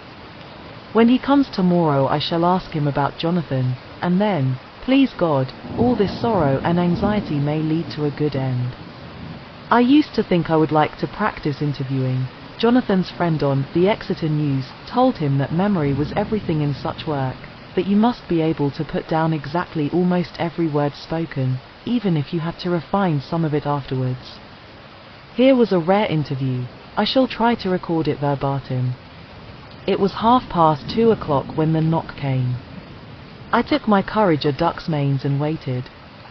In a few minutes Mary opened the door, and announced Dr. Van Helsing. I rose and bowed, and he came towards me, a man of medium weight, strongly built, with his shoulders set back over a broad, deep chest and a neck well balanced on the trunk as the head is on the neck. The poise of the head strikes one at once as indicative of thought and power. The head is noble, well-sized, broad, and large behind the ears. The face, clean-shaven, shows a hard, square chin, a large, resolute, mobile mouth, a good-sized nose, rather straight, but with quick, sensitive nostrils, that seem to broaden as the big, bushy brows come down and the mouth tightens. The forehead is broad and fine, rising at first almost straight and then sloping back above two bumps or ridges wide apart, such a forehead that the reddish hair cannot possibly tumble over it, but falls naturally back and to the sides. Big, dark blue eyes are set widely apart, and are quick and tender or stern with the man's moods. He said to me, "Mrs. Harker, is it not?" I bowed assent. "That was Miss Mina Murray." Again I assented. "It is Mina Murray that I came to see, that was friend of that poor dear child Lucy Westenra." "Madam Mina, it is on account of the dead I come." "Sir," I said, "you could have no better claim on me than that you were a friend and helper of Lucy Westenra." And I held out my hand. He took it and said tenderly, "Oh, Madam Mina, I knew that the friend of that poor Lily girl must be good, but I had yet to learn." He finished his speech with a courtly bow. I asked him what it was that he wanted to see me about, so he at once began. "I have read your letters to Miss Lucy. Forgive me, but I had to begin to inquire somewhere, and there was none to ask. I know that you were with her at Whitby. She sometimes kept a diary. You need not look surprised, Madam Mina. It was begun after you had left, and was in imitation of you, and in that diary she traces by inference certain things to a sleepwalking in which she puts down that you saved her. In great perplexity then I come to you, and ask you out of your so much kindness to tell me all of it that you can remember. I can tell you, I think, Dr. Van Helsing, all about it." "Ah, then you have good memory for facts, for details?" "It is not always so with young ladies." "No, doctor, but I wrote it all down at the time. I can show it to you if you like." "Oh, Madam Mina, I will be grateful. You will do me much favor." I could not resist the temptation of mystifying him a bit. I suppose it is some of the taste of the original apple that remains still in our mouths, so I handed him the shorthand diary. He took it with a grateful bow, and said, "May I read it?" "If you wish," I answered as demurely as I could. He opened it, and for an instant his face fell. Then he stood up and bowed. "Oh, you so clever woman," he said. "I knew long that Mr. Jonathan was a man of much thankfulness, but see, his wife of all the good things. And will you not so much honour me and so help me as to read it for me?" "Alas, I know not the shorthand." By this time my little joke was over, and I was almost ashamed, so I took the typewritten copy from my work basket and handed it to him. "Forgive me," I said, "I could not help it, but I had been thinking that it was of dear Lucy that you wished to ask, and so that you might not have time to wait, not on my account, but because I know your time must be precious, I have written it out on the typewriter for you." He took it and his eyes glistened. "You are so good," he said. "And may I read it now? I may want to ask you some things when I have read." "By all means," I said, "read it over whilst I order lunch, and then you can ask me questions whilst we eat." He bowed and settled himself in a chair with his back to the light, and became absorbed in the papers, whilst I went to see after lunch, chiefly in order that he might not be disturbed. When I came back, I found him walking hurriedly up and down the room, his face all ablaze with excitement. He rushed up to me and took me by both hands. "Oh, Madam Mina," he said, "how can I say what I owe to you? This paper is as sunshine. It opens the gate to me. I am dazed, I am dazzled, with so much light, and yet clouds roll in behind the light every time. But that you do not, cannot, comprehend. Oh, but I am grateful to you, you so clever woman. Madam," he said this very solemnly, "if ever Abraham Van Helsing can do anything for you or yours, I trust you will let me know.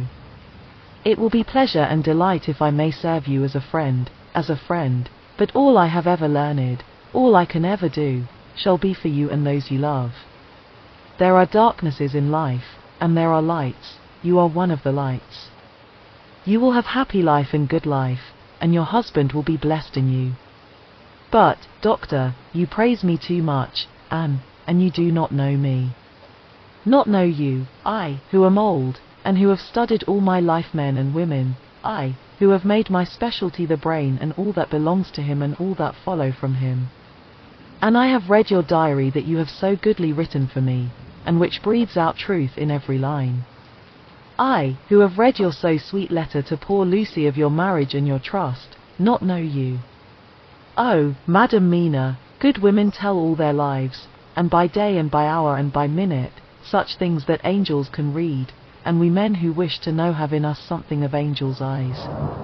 Your husband is noble nature, and you are noble too, for you trust, and trust cannot be where there is mean nature. And your husband, tell me of him. Is he quite well? Is all that fever gone, and is he strong and hearty? I saw here an opening to ask him about Jonathan, so I said. He was almost recovered, but he has been greatly upset by Mr. Hawkins's death. He interrupted. Oh, yes, I know. I have read your last 2 letters. I went on. I suppose this upset him, for when we were in town on Thursday last he had a sort of shock. A shock, and after brain fever so soon. That was not good. What kind of a shock was it? He thought he saw someone who recalled something terrible, something which led to his brain fever. And here the whole thing seemed to overwhelm me in a rush. The pity for Jonathan, the horror which he experienced, the whole fearful mystery of his diary, and the fear that has been brooding over me ever since, all came in a tumult. I suppose I was hysterical, for I threw myself on my knees and held up my hands to him, and implored him to make my husband well again.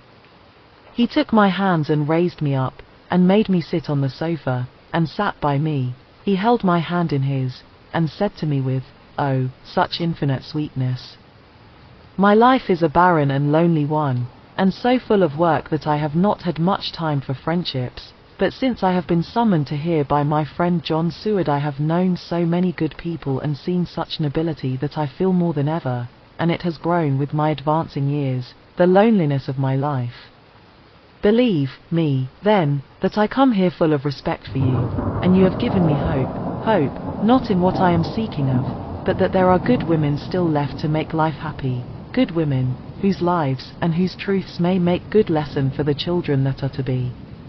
I am glad that I may here be of some use to you, for if your husband suffer, he suffer within the range of my study and experience. I promise you that I will gladly do all for him that I can, all to make his life strong and manly, and your life a happy one. Now you must eat. You are overwrought and perhaps over-anxious. Husband Jonathan would not like to see you so pale, and what he like not where he love, is not to his good. Therefore for his sake you must eat and smile. You have told me all about Lucy, and so now we shall not speak of it, lest it distress.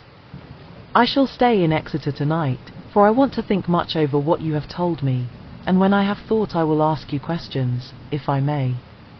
And then, too, you will tell me of husband Jonathan's trouble so far as you can, but not yet. You must eat now, afterwards you shall tell me all. After lunch, when we went back to the drawing room, he said to me, "And now tell me all about him." When it came to speaking to this great learned man, I began to fear that he would think me a weak fool, and Jonathan a madman. That journal is also strange, and I hesitated to go on. But he was so sweet and kind, and he had promised to help, and I trusted him, so I said, "Dr. Van Helsing, what I have to tell you is so queer that you must not laugh at me or at my husband. I have been since yesterday in a sort of fever of doubt. You must be kind to me, and not think me foolish that I have even half believed some very strange things." He reassured me by his manner as well as his words when he said, "Oh, my dear, if you only know how strange is the matter regarding which I am here, it is you who would laugh. I have learned not to think little of any one's belief, no matter how strange it be. I have tried to keep an open mind, and it is not the ordinary things of life that could close it, but the strange things, the extraordinary things, the things that make one doubt if they be mad or sane. Thank you, 1,000 times. You have taken a weight off my mind. If you will let me, I shall give you a paper to read. It is long, but I have typewritten it out. It will tell you my trouble and Jonathan's. It is the copy of his journal when abroad, and all that happened. I dare not say anything of it, you will read for yourself and judge. And then when I see you, perhaps, you will be very kind and tell me what you think. I promise," he said as I gave him the papers, "I shall in the morning, so soon as I can, come to see you and your husband, if I may. Jonathan will be here at 11:30, and you must come to lunch with us and see him then. You could catch the quick 3:34 train, which will leave you at Paddington before 8. He was surprised at my knowledge of the trains offhand, but he does not know that I have made up all the trains to and from Exeter, so that I may help Jonathan in case he is in a hurry. So he took the papers with him and went away, and I sit here thinking I don't know what. Letter, by hand, Van Helsing to Mrs. Harker. The 25th of September, 6 o'clock. Dear Madam Mina, I have read your husband's so wonderful diary. You may sleep without doubt. Strange and terrible as it is true. I will pledge my life on it. It may be worse for others, but for him and you there is no dread. He is a noble fellow, and let me tell you from experience of men, that one who would do as he did in going down that wall and to that room, and going a second time, is not one to be injured in permanence by a shock. His brain and his heart are all right, this I swear, before I have even seen him, so be at rest. I shall have much to ask him of other things. I am blessed that today I come to see you, for I have learned all at once so much that again I am dazzled more than ever, and I must think. Yours the most faithful, Abraham Van Helsing. Letter, Mrs. Harker to Van Helsing. The 25th of September, 6:30 p.m.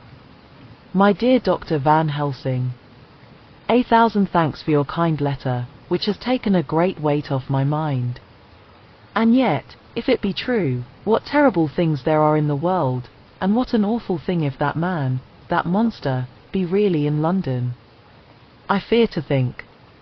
I have this moment, whilst writing, had a wire from Jonathan, saying that he leaves by the 6:25 tonight from Launceston and will be here at 10:18, so that I shall have no fear tonight.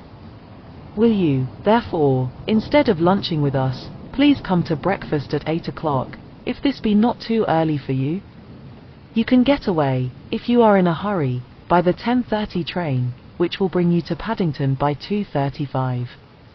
Do not answer this, as I shall take it that, if I do not hear, you will come to breakfast.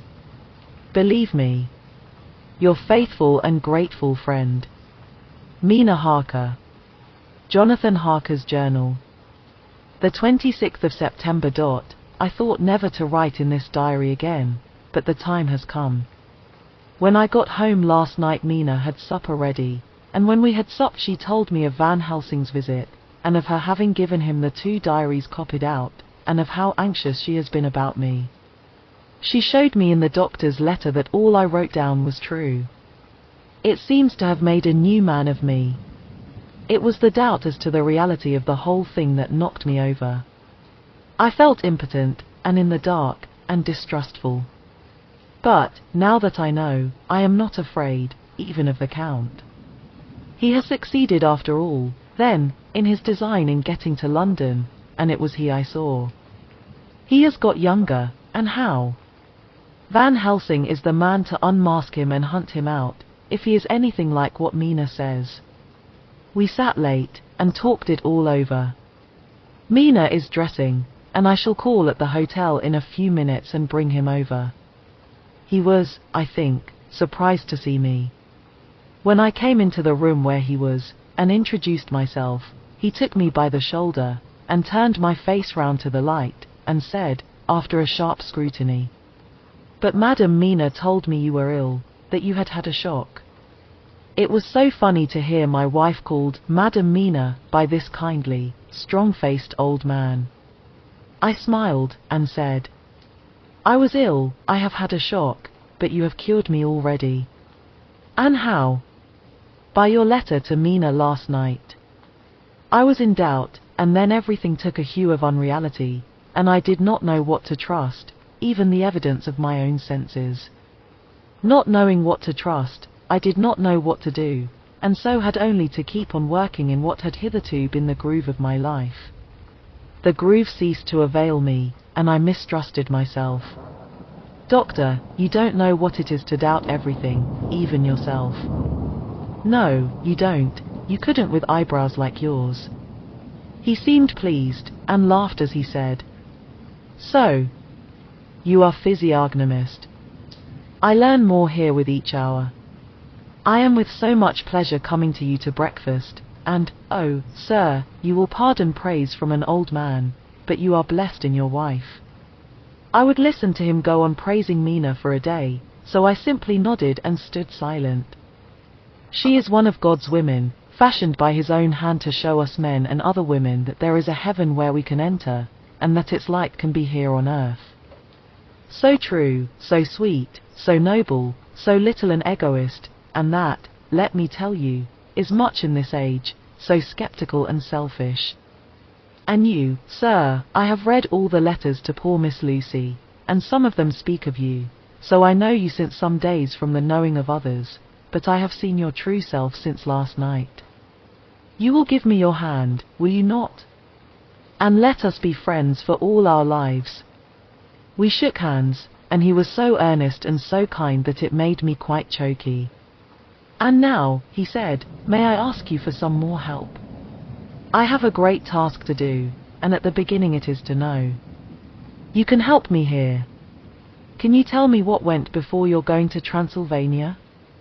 Later on I may ask more help, and of a different kind, but at first this will do." "Look here, sir," I said, "does what you have to do concern the Count?" "It does," he said solemnly. "Then I am with you heart and soul. As you go by the 10:30 train, you will not have time to read them, but I shall get the bundle of papers. You can take them with you and read them in the train."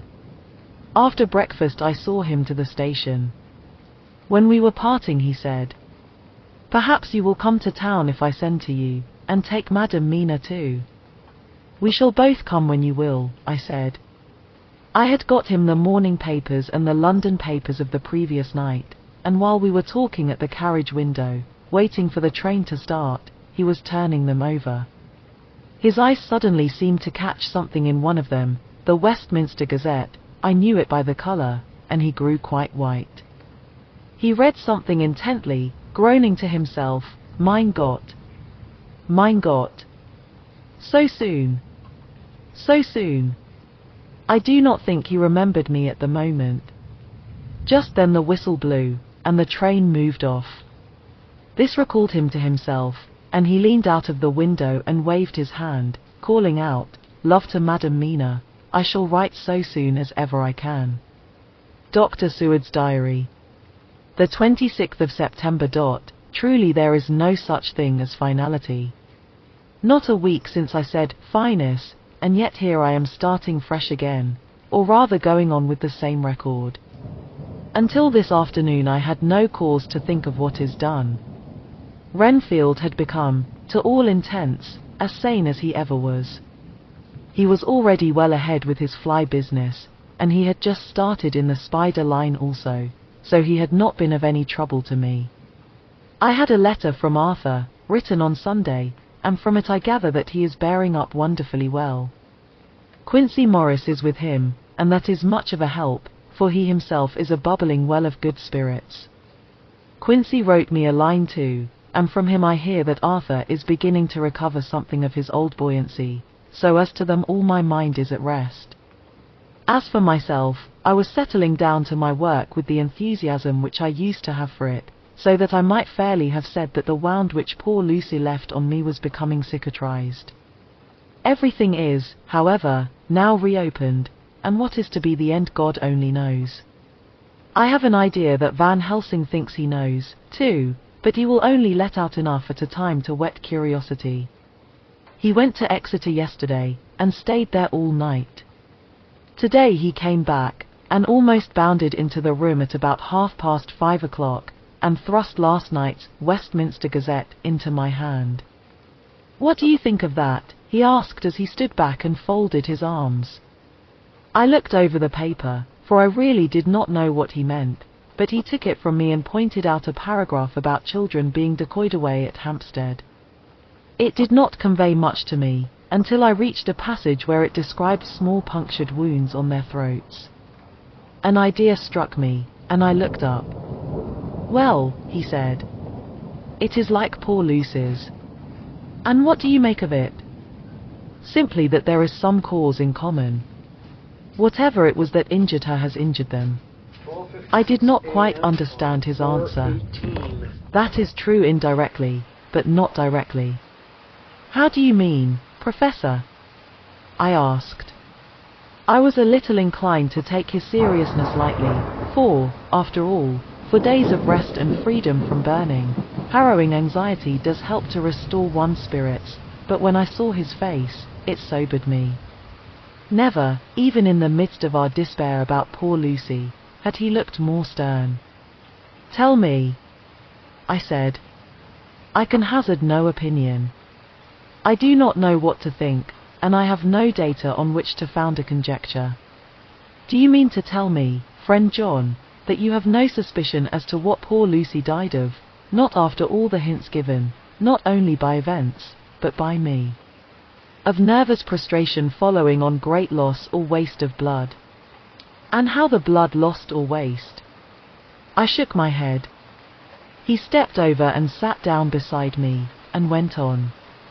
You are clever man, friend John, you reason well, and your wit is bold, but you are too prejudiced.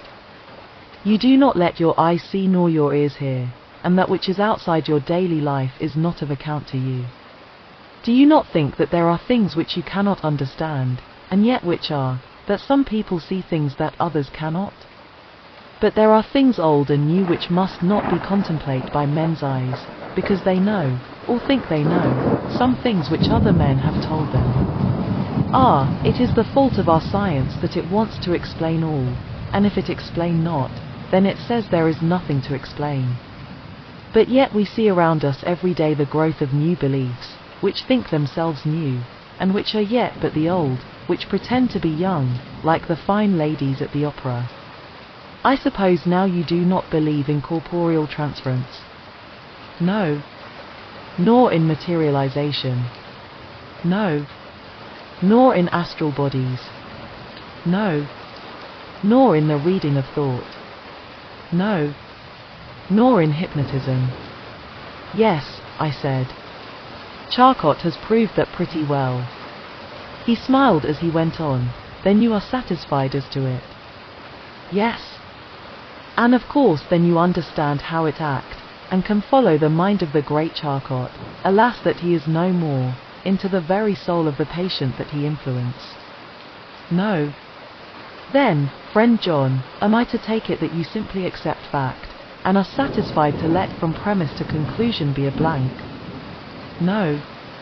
Then tell me, for I am student of the brain, how you accept the hypnotism and reject the thought reading.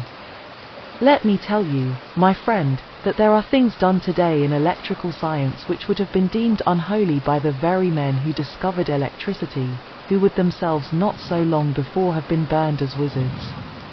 There are always mysteries in life. Why was it that Methuselah lived 900 years, and old Pa 169, and yet that poor Lucy, with 4 men's blood in her poor veins, could not live even one day? For, had she lived one more day, we could have saved her. Do you know all the mystery of life and death? Do you know the altogether of comparative anatomy and can say wherefore the qualities of brutes are in some men, and not in others? Can you tell me why, when other spiders die small and soon, that one great spider lived for centuries in the tower of the old Spanish church and grew, till, on descending, he could drink the oil of all the church lamps? Can you tell me why in the Pampas, and elsewhere, there are bats that come at night and open the veins of cattle and horses and suck dry their veins? How in some islands of the western seas there are bats which hang on the trees all day, and those who have seen describe as like giant nuts or pods, and that when the sailors sleep on the deck, because that it is hot, flit down on them, and then in the morning are found dead men, white as even Miss Lucy was. Good God, Professor! I said, starting up. Do you mean to tell me that Lucy was bitten by such a bat, and that such a thing is here in London in the 19th century? He waved his hand for silence, and went on. Can you tell me why the tortoise lives more long than generations of men, why the elephant goes on and until he have seen dynasties, and why the parrot never die only of bite of cat or dog or other complaint? Can you tell me why men believe in all ages and places that there are some few who live on always if they be permit, that there are men and women who cannot die?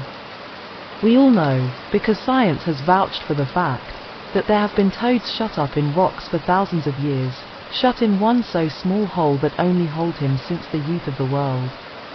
Can you tell me how the Indian Farker can make himself to die and have been buried, and his grave sealed and corn sowed on it, and the corn reaped and be cut and sown and reaped and cut again, and then men come and take away the unbroken seal, and that there lie the Indian Farker, not dead, but that rise up and walk amongst them as before? Here I interrupted him. I was getting bewildered, he so crowded on my mind his list of nature's eccentricities and possible impossibilities that my imagination was getting fired. I had a dim idea that he was teaching me some lesson, as long ago he used to do in his study at Amsterdam, but he used then to tell me the thing, so that I could have the object of thought in mind all the time. But now I was without this help, yet I wanted to follow him, so I said, Professor, let me be your pet student again. Tell me the thesis, so that I may apply your knowledge as you go on. At present I am going in my mind from point to point as a madman, and not a sane one, follows an idea. I feel like a novice lumbering through a bog in a mist, jumping from one tussock to another in the mere blind effort to move on without knowing where I am going. That is good image, he said. Well, I shall tell you. My thesis is this, I want you to believe. To believe what? To believe in things that you cannot. Let me illustrate. I heard once of an American who so defined faith, that faculty which enables us to believe things which we know to be untrue. For one, I follow that man. He meant that we shall have an open mind, and not let a little bit of truth check the rush of a big truth, like a small rock does a railway truck. We get the small truth first. Good. We keep him, and we value him, but all the same we must not let him think himself all the truth in the universe. Then you want me not to let some previous conviction injure the receptivity of my mind with regard to some strange matter. Do I read your lesson aright? Ah, you are my favorite pupil still. It is worth to teach you. Now that you are willing to understand, you have taken the first step to understand. You think then that those so small holes in the children's throats were made by the same that made the hole in Miss Lucy? I suppose so. He stood up and said solemnly, "Then you are wrong." Oh, would it were so! But alas! No. It is worse, far, far worse. In God's name, Professor Van Helsing, what do you mean? I cried. He threw himself with a despairing gesture into a chair, and placed his elbows on the table, covering his face with his hands as he spoke. They were made by Miss Lucy. Chapter 15. Dr. Seward's diary, continued. For a while sheer anger mastered me. It was as if he had during her life struck Lucy on the face. I smote the table hard and rose up as I said to him, "Dr. Van Helsing, are you mad?" He raised his head and looked at me, and somehow the tenderness of his face calmed me at once. "Would I were," he said. "Madness were easy to bear compared with truth like this." "Oh, my friend, why, think you, did I go so far round? Why take so long to tell you so simple a thing? Was it because I hate you and have hated you all my life? Was it because I wished to give you pain? Was it that I wanted, now so late, revenge for that time when you saved my life, and from a fearful death? Ah no. Forgive me," said I. He went on, "My friend, it was because I wished to be gentle in the breaking to you, for I know you have loved that so sweet lady. But even yet I do not expect you to believe. It is so hard to accept at once any abstract truth, that we may doubt such to be possible when we have always believed the no of it. It is more hard still to accept so sad a concrete truth, and of such a one as Miss Lucy. Tonight I go to prove it. Do you come with me?" This staggered me. A man does not like to prove such a truth, Byron excepted from the category, jealousy, and prove the very truth he most abhorred. He saw my hesitation, and spoke. "The logic is simple, no madman's logic this time, jumping from tussock to tussock in a misty bog. If it be not true, then proof will be relief, at worst it will not harm. If it be true, ah, there is the dread, yet very dread should help my cause, for in it is some need of belief. Come, I tell you what I propose. First, that we go off now and see that child in the hospital. Dr. Vincent, of the North Hospital, where the papers say the child is friend of mine, and I think of yours since you were in class at Amsterdam. He will let 2 scientists see his case, if he will not let 2 friends. We shall tell him nothing, but only that we wish to learn. And then, he took a key from his pocket and held it up. And then we spend the night, you and I, in the churchyard where Lucy lies. This is the key that locked the tomb. I had it from the coffin man to give to Arthur. My heart sank within me, for I felt that there was some fearful ordeal before us. I could do nothing, however, so I plucked up what heart I could and said that we had better hasten, as the afternoon was passing. We found the child awake. It had had a sleep and taken some food, and altogether was going on well. Dr. Vincent took the bandage from its throat, and showed us the punctures. There was no mistaking the similarity to those which had been on Lucy's throat. They were smaller, and the edges looked fresher, that was all. We asked Vincent to what he attributed them, and he replied that it must have been a bite of some animal, perhaps a rat, but, for his own part, he was inclined to think that it was one of the bats which are so numerous on the northern heights of London. Out of so many harmless ones, he said, there may be some wild specimen from the south of a more malignant species. Some sailor may have brought one home, and it managed to escape, or even from the zoological gardens a young one may have got loose, or one be bred there from a vampire. These things do occur, you know. Only 10 days ago a wolf got out, and was, I believe, traced up in this direction. For a week after, the children were playing nothing but Red Riding Hood on the heath and in every alley in the place until this bloofer lady scare came along, since when it has been quite a gala time with them. Even this poor little mite, when he woke up today, asked the nurse if he might go away. When she asked him why he wanted to go, he said he wanted to play with the bloofer lady. I hope, said Van Helsing, that when you are sending the child home you will caution its parents to keep strict watch over it. These fancies to stray are most dangerous, and if the child were to remain out another night, it would probably be fatal. But in any case I suppose you will not let it away for some days. Certainly not for a week at least, longer if the wound is not healed. Our visit to the hospital took more time than we had reckoned on, and the sun had dipped before we came out. When Van Helsing saw how dark it was, he said, "There is no hurry. It is more late than I thought. Come, let us seek somewhere that we may eat, and then we shall go on our way." We dined at Jack Straw's castle, along with a little crowd of bicyclists and others who were genially noisy. About 10 o'clock we started from the inn. It was then very dark, and the scattered lamps made the darkness greater when we were once outside their individual radius.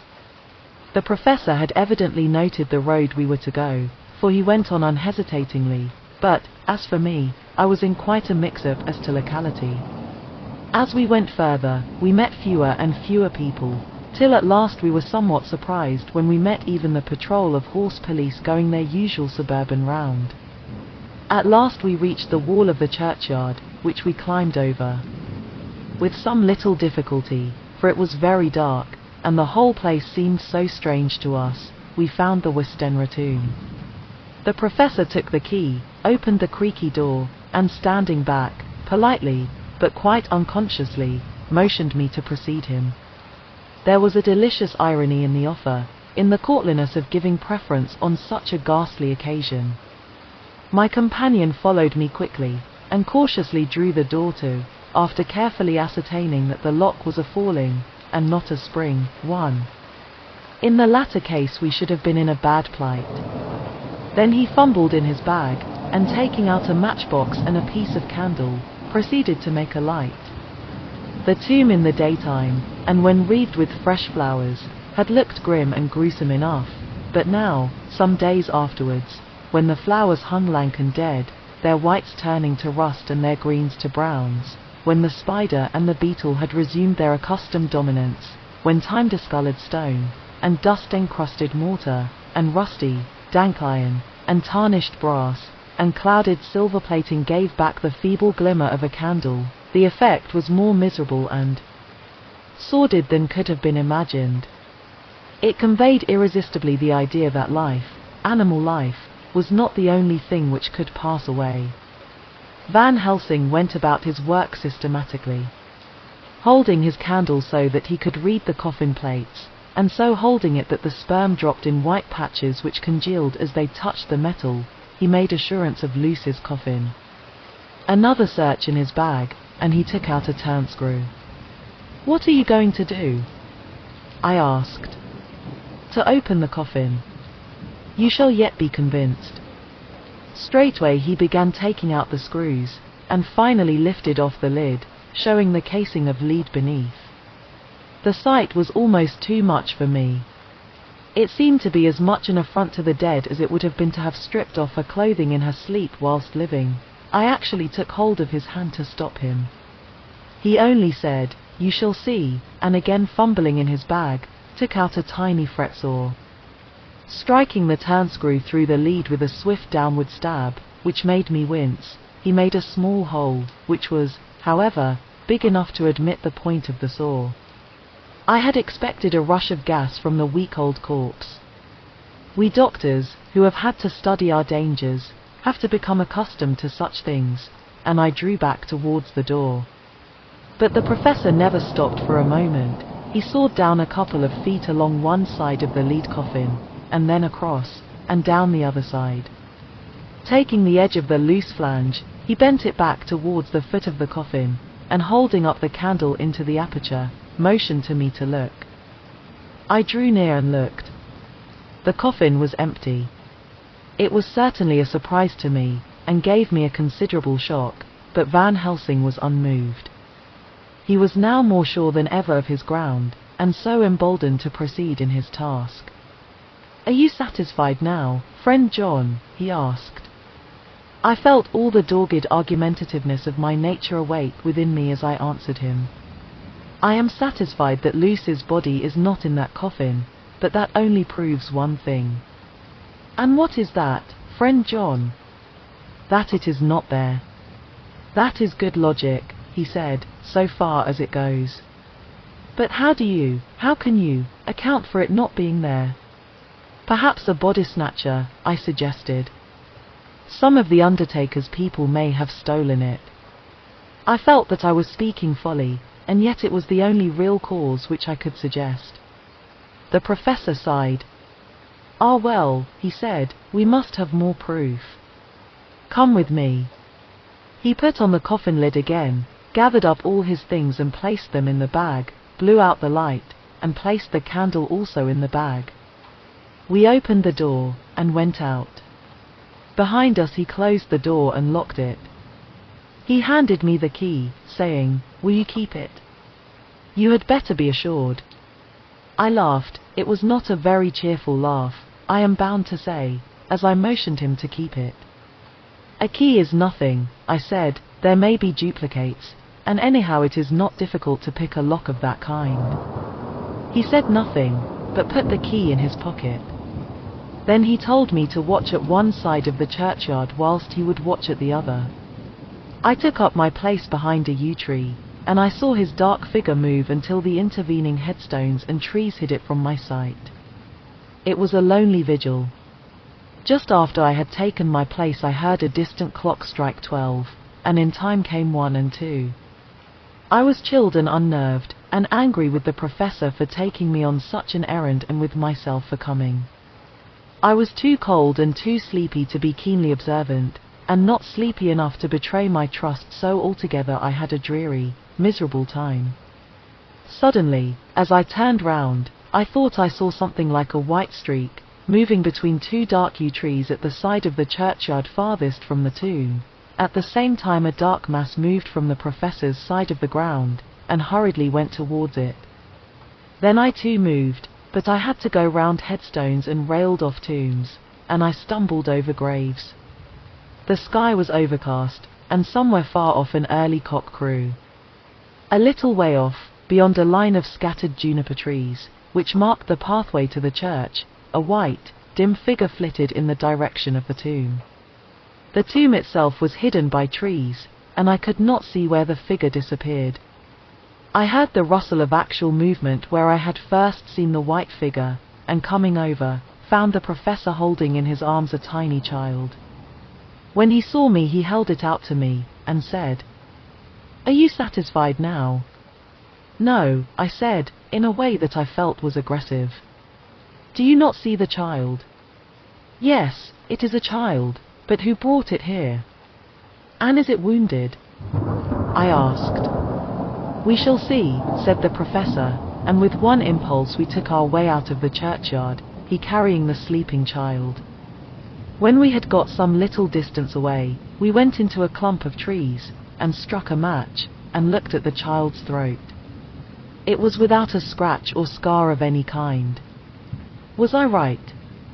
I asked triumphantly. "We were just in time," said the professor thankfully. We had now to decide what we were to do with the child, and so consulted about it. If we were to take it to a police station we should have to give some account of our movements during the night. At least, we should have had to make some statement as to how we had come to find the child. So finally we decided that we would take it to the heath, and when we heard a policeman coming, would leave it where he could not fail to find it. We would then seek our way home as quickly as we could. All fell out well. At the edge of Hampstead Heath we heard a policeman's heavy tramp, and laying the child on the pathway, we waited and watched until he saw it as he flashed his lantern to and fro. We heard his exclamation of astonishment, and then we went away silently. By good chance we got a cab near the Spaniards, and drove to town. I cannot sleep, so I make this entry. But I must try to get a few hours sleep, as Van Helsing is to call for me at noon. He insists that I shall go with him on another expedition.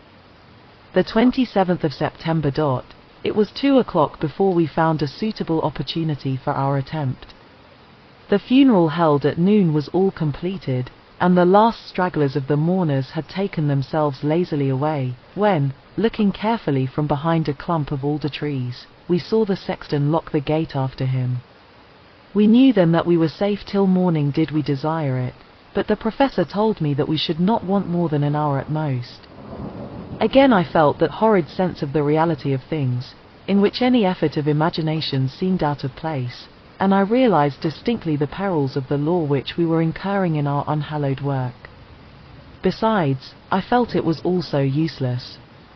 Outrageous as it was to open a leaden coffin, to see if a woman dead nearly a week were really dead, it now seemed the height of folly to open the tomb again, when we knew, from the evidence of our own eyesight, that the coffin was empty. I shrugged my shoulders, however, and rested silent, for Van Helsing had a way of going on his own road, no matter who remonstrated. He took the key, opened the vault, and again courteously motioned me to proceed. The place was not so gruesome as last night, but oh, how unutterably mean-looking when the sunshine streamed in. Van Helsing walked over to Luce's coffin, and I followed. He bent over and again forced back the leaden flange, and then a shock of surprise and dismay shot through me. There lay Lucy, seemingly just as we had seen her the night before her funeral. She was, if possible, more radiantly beautiful than ever, and I could not believe that she was dead. The lips were red, nay redder than before, and on the cheeks was a delicate bloom. "Is this a juggle?" I said to him. "Are you convinced now?" said the professor in response, and as he spoke he put over his hand, and in a way that made me shudder, pulled back the dead lips and showed the white teeth. "See," he went on, "see, they are even sharper than before. With this and this," and he touched one of the canine teeth and that below it, "the little children can be bitten. Are you of belief now, friend John?" Once more, argumentative hostility woke within me.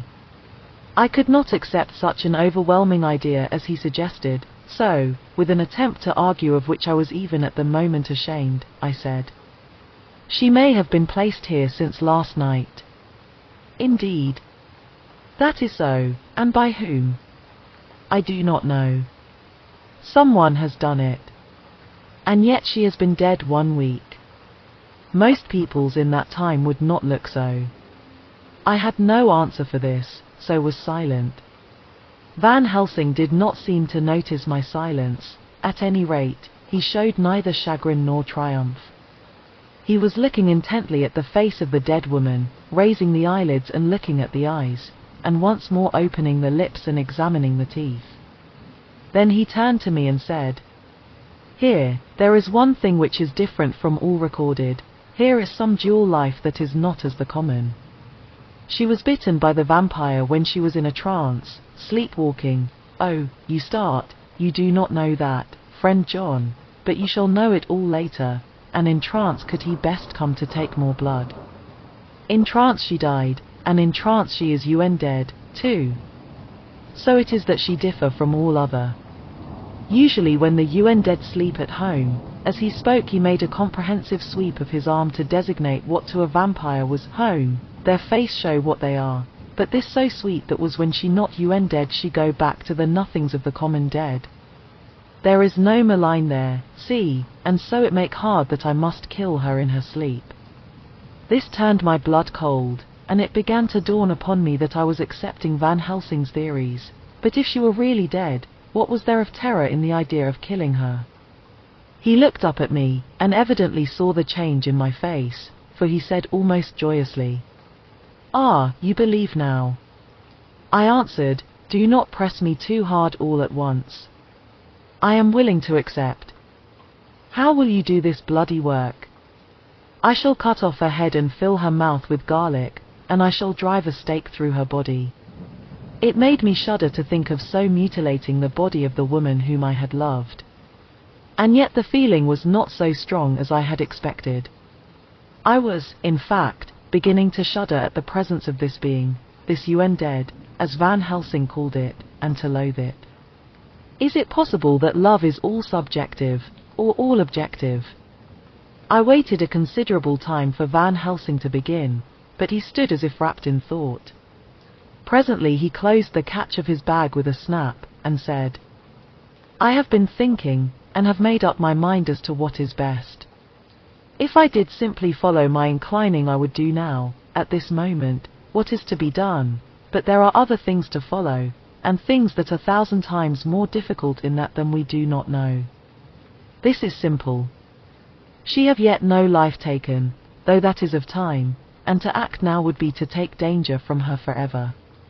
But then we may have to want Arthur, and how shall we tell him of this? If you, who saw the wounds on Lucy's throat, and saw the wounds so similar on the child's at the hospital, if you, who saw the coffin empty last night and full today with a woman who have not changed only to be more rose and more beautiful in a whole week, after she die, if you know of this and know of the white figure last night that brought the child to the churchyard, and yet of your own senses you did not believe, how, then, can I expect Arthur, who know none of those things, to believe? He doubted me when I took him from her kiss when she was dying.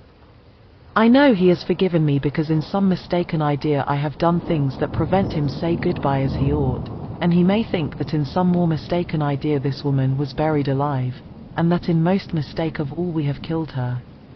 He will then argue back that it is we, mistaken ones, that have killed her by our ideas, and so he will be much unhappy always. Yet he never can be sure, and that is the worst of all. And he will sometimes think that she he loved was buried alive, and that will paint his dreams with horrors of what she must have suffered, and again, he will think that we may be right, and that his so beloved was, after all, an dead. No. I told him once, and since then I learn much. Now, since I know it is all true, 100,000 times more do I know that he must pass through the bitter waters to reach the sweet. He, poor fellow, must have 1 hour that will make the very face of heaven grow black to him.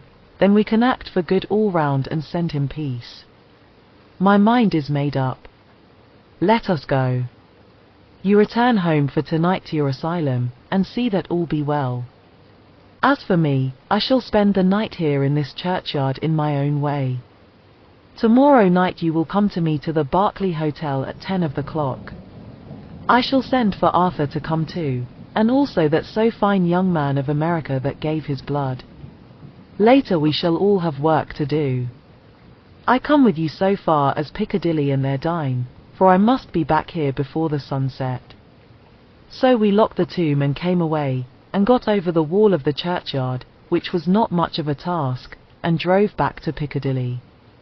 Note left by Van Helsing in his portmanteau, Berkeley Hotel directed to John Seward, M.D. Not delivered. The 27th of September. Friend John. I write this in case anything should happen. I go alone to watch in that churchyard. It pleases me that the dead, Miss Lucy, shall not leave tonight, that so on the morrow night she may be more eager. Therefore I shall fix some things she like not, garlic and a crucifix, and so seal up the door of the tomb. She is young as dead, and will heed. Moreover, these are only to prevent her coming out. They may not prevail on her wanting to get in, for then the dead is desperate, and must find the line of least resistance, whatsoever it may be. I shall be at hand all the night from Chapter 16. Dr. Seward's Diary, continued. It was just 12:15 o'clock when we got into the churchyard over the low wall. The night was dark with occasional gleams of moonlight between the rents of the heavy clouds that scudded across the sky. We all kept somehow close together, with Van Helsing slightly in front as he led the way. When we had come close to the tomb, I looked well at Arthur, for I feared that the proximity to a place laden with so sorrowful a memory would upset him, but he bore himself well. I took it that the very mystery of the proceeding was in some way a counteractant to his grief. The professor unlocked the door, and seeing a natural hesitation amongst us for various reasons, solved the difficulty by entering first himself. The rest of us followed, and he closed the door. He then lit a dark lantern and pointed to the coffin. Arthur stepped forward hesitatingly. Van Helsing said to me, "You were with me here yesterday. Was the body of Miss Lucy in that coffin?" "It was." The professor turned to the rest saying, "You hear, and yet there is no one who does not believe with me." He took his screwdriver and again took off the lid of the coffin. Arthur looked on, very pale but silent. When the lid was removed, he stepped forward. He evidently did not know that there was a leaden coffin, or, at any rate, had not thought of it. When he saw the rent in the lid, the blood rushed to his face for an instant, but as quickly fell away again, so that he remained of a ghastly whiteness. He was still silent. Van Helsing forced back the leaden flange, and we all looked in and recoiled. The coffin was empty. For several minutes no one spoke a word. The silence was broken by Quincy Morris. "Professor," I answered for you. "Your word is all I want. I wouldn't ask such a thing ordinarily. I wouldn't so dishonor you as to imply a doubt, but this is a mystery that goes beyond any honor or dishonor. Is this your doing? I swear to you by all that I hold sacred that I have not removed nor touched her. What happened was this. 2 nights ago my friend Seward and I came here, with good purpose, believe me. I opened that coffin, which was then sealed up, and we found it, as now, empty. We then waited, and saw something white come through the trees. The next day we came here in daytime, and she lay there. Did she not, friend John?" "Yes. That night we were just in time. One more so small child was missing, and we find it, thank God, unharmed amongst the graves. Yesterday I came here before sundown, for at sundown the UN dead can move. I waited here all the night till the sun rose, but I saw nothing. It was most probable that it was because I had laid over the clamps of those doors garlic, which the UN dead cannot bear, and other things which they shun. Last night there was no exodus, so tonight before the sundown I took away my garlic and other things. And so it is we find this coffin empty. But bear with me. So far there is much that is strange. Wait you with me outside, unseen and unheard, and things much stranger are yet to be. So, here he shut the dark slide of his lantern, now to the outside. He opened the door, and we filed out, he coming last and locking the door behind him. Oh! But it seemed fresh and pure in the night air after the terror of that vault. How sweet it was to see the clouds race by, and the passing gleams of the moonlight between the scudding clouds crossing and passing, like the gladness and sorrow of a man's life. How sweet it was to breathe the fresh air, that had no taint of death and decay. How humanizing to see the red lighting of the sky beyond the hill, and to hear far away the muffled roar that marks the life of a great city. Each in his own way was solemn and overcome. Arthur was silent, and was, I could see, striving to grasp the purpose and the inner meaning of the mystery. I was myself tolerably patient, and half inclined again to throw aside doubt and to accept Van Helsing's conclusions. Quincy Morris was phlegmatic in the way of a man who accepts all things, and accepts them in the spirit of cool bravery, with hazard of all he has to stake. Not being able to smoke, he cut himself a good-sized plug of tobacco and began to chew. As to Van Helsing, he was employed in a definite way.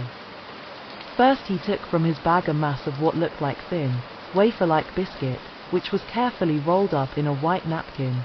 Next he took out a double handful of some whitish stuff, like dough or putty. He crumbled the wafer up fine and worked it into the mass between his hands. This he then took, and rolling it into thin strips, began to lay them into the crevices between the door and its setting in the tomb. I was somewhat puzzled at this, and being close, asked him what it was that he was doing. Arthur and Quincy drew near also, as they too were curious. He answered, "I am closing the tomb, so that the undead may not enter." "And is that stuff you have put there going to do it?" asked Quincy. "Great Scott! Is this a game?" "It is." "What is that which you are using?" This time the question was by Arthur. Van Helsing reverently lifted his hat as he answered, "The host. I brought it from Amsterdam. I have an indulgence." It was an answer that appalled the most skeptical of us, and we felt individually that in the presence of such earnest purpose as the Professor's, a purpose which could thus use the to him most sacred of things, it was impossible to distrust. In respectful silence we took the places assigned to us close round the tomb, but hidden from the sight of anyone approaching. I pitied the others, especially Arthur. I had myself been apprenticed by my former visits to this watching horror, and yet I, who had up to an hour ago repudiated the proofs, felt my heart sink within me. Never did tombs look so ghastly white, never did cypress, or yew, or juniper so seem the embodiment of funereal gloom, never did tree or grass wave or rustle so ominously, never did bough creak so mysteriously, and never did the faraway howling of dogs send such a woeful presage through the night. There was a long spell of silence, a big, aching void, and then from the Professor a keen SSSS.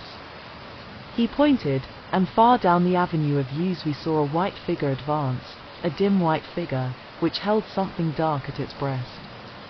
The figure stopped, and at the moment a ray of moonlight fell upon the masses of driving clouds and showed in startling prominence a dark-haired woman, dressed in the cerements of the grave.